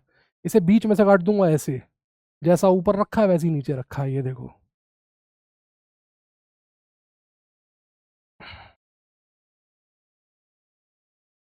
सिस वाले के अंदर लेकिन आपको प्लेन ऑफ सिमेट्री नहीं मिलेगा। सिस वाले के अंदर आप देख सकते हैं, आपको क्लियर कट चमक जाएगा कि सिस वाले में ये रिंग प्लेन के ऊपर है, ये प्लेन के अंदर है, ये दोनों प्लेन में है। इसका ऑप्टिकल आइसोमेरिज्म आपको मिलेगा। Total number of stereo isomer इसके होंगे 3, MAA2B2। इस फॉर्मूले के total number of stereo isomer होते हैं 3। ये इंपॉर्टेंट रिजल्ट है, याद रखिएगा, ठीक है। चलिए जी, तो ये तो हुई आइसोमेरिज्म की बात। थोड़ी सी बात कार्बोनिल कॉम्प्लेक्सेस की करते हैं। कार्बोनिल जो होता है CO, ये एक नॉन क्लासिकल लिगैंड होता है। नॉन क्लासिकल लिगैंड का क्या मतलब होता है कि ये मेटल से इलेक्ट्रॉन लेने और देने दोनों का प्रोग्राम सेट करता है। मतलब जब मेटल को लोन पेयर की जरूरत होती है तो कार्बोनिल क्या करता है, कार्बोनिल मेटल को अपना लोन पेयर देता है सिग्मा बॉन्ड बनाने के बाद। लेकिन कार्बोनिल मेटल से इलेक्ट्रॉन्स को खींच भी सकता है, कार्बोनिल मेटल से इलेक्ट्रॉन्स को खींच भी सकता है। कैसे खींच सकता है? कार्बोनिल के पास होते हैं टोटल 14 इलेक्ट्रॉन्स, 14 की अगर मैं एमओटी से कन्फिग्रेशन करूं तो सिग्मा 2pz2 के बाद पाई स्टार 2px और पाई स्टार 2py खाली पड़े। यानी कि इसकी जो एबीएमओ है पाई एबीएमओ ये खाली है। तो ये चाहेगा तो मेटल से इलेक्ट्रॉन लेके अपनी पाई एबीएमओ में बैठा लेगा। इलेक्ट्रॉन क्योंकि पाई एबीएमओ में बैठा है, इसीलिए इलेक्ट्रॉन क्योंकि पाई एबीएमओ में बैठा है, इसीलिए जो बॉन्ड बनेगा वो पाई बॉन्ड जैसा होगा। इसलिए इसे पाई एसिड कहते हैं, क्योंकि ये इलेक्ट्रॉन पेयर मेटल से ले भी रहा है, मतलब ये लुईस एसिड की तरह बिहेव कर रहा है और पाई ऑर्बिटल में बिठा रहा है, इसलिए इसे पाई एसिड कहते हैं। मतलब मेटल कार्बन की जो बॉन्डिंग होगी ये नॉर्मल बॉन्डिंग नहीं होगी, इसमें कार्बन मेटल को इलेक्ट्रॉन दे भी रहा होगा और ले भी रहा होगा, दोनों काम साथ में हो रहे होंगे, सिनर्जी में। इसलिए इस बॉन्डिंग को सिनर्जिक बॉन्डिंग कहते हैं, सिनर्जिक बॉन्डिंग कहते हैं। सिनर्जिक बॉन्डिंग की वजह से सीओ का जो बॉन्ड ऑर्डर नॉर्मली 3 होता है वो डिक्रीज हो जाता है, क्योंकि बॉन्ड ऑर्डर क्या होता है एनबी माइनस Na/2। क्योंकि इलेक्ट्रॉन्स मेटल वाले यहां पाई स्टार में बैठेंगे तो एंटी बॉन्डिंग के इलेक्ट्रॉन बढ़े, बॉन्ड ऑर्डर घटा, तो कार्बन का जो बॉन्ड ऑर्डर होता है वो 3 से ज्यादा होता है, सॉरी कम हो जाता है। और बॉन्ड ऑर्डर अगर कम होगा तो बॉन्ड लेंथ बढ़ जाएगी। यानी किसी भी कार्बोनिल कॉम्प्लेक्स में, जैसे अगर मैं तुमसे पूछूं कि carbon monoxide, simply carbon monoxide और FeCO5, इसमें से कार्बन और ऑक्सीजन की बॉन्ड लेंथ किसमें ज्यादा होगी, तो इसमें ज्यादा होगी, क्योंकि बॉन्ड ऑर्डर कम हुआ है तो बॉन्ड लेंथ बढ़ेगी। केवल इतना ही एनसीईआरटी में दिया हुआ है, ठीक है, यह आपके काम की चीज है। कुछ इंपॉर्टेंट कॉम्प्लेक्सेस के नाम लिख दिए गए हैं, कहाँ कहाँ यूज होते हैं लिख दिए, इनमें से कुछ आपने सॉल्ट एनालिसिस में देखे होंगे, कुछ आगे आप देखेंगे। इसमें सिस्प्लैटिन इंपॉर्टेंट है, एंटी कैंसरस ड्रग होती है ये। प्रशियन ब्लू टर्नबुल ब्लू में बहुत कंफ्यूज करता है ऑक्सीडेशन स्टेट में, ये देख लीजिएगा, ठीक है। ये सारे के सारे लिख दिए हैं। फेरोसिन इसमें इंपॉर्टेंट है, सैंडविच कॉम्प्लेक्स कहलाता है, FeC5H52, K2HgI4 को नेस्लेस एजेंट कहते हैं, अमोनियम के टेस्टिंग में यूज होता है, इसी साल इसके ऊपर क्वेश्चन आया है, ठीक है जी। तो ये हुआ आपका कोऑर्डिनेशन कंपाउंड का एक theoretical summary. Thank you very much. और इसी के साथ आपकी NCERT line by line series भी समाप्त होती है। ये इसका अंतिम लेक्चर था। क्या ये सीरीज सफिशिएंट है डिटेल में पढ़ने के लिए? नहीं, ये सीरीज केवल रिवीजन के लिए है, ये सीरीज केवल उन बच्चों के लिए है जिन्होंने अपना सिलेबस कंप्लीट कर रखा है और जो एक क्विक रिवीजन करना चाहते हैं। क्या ये सीरीज कंप्लीट है?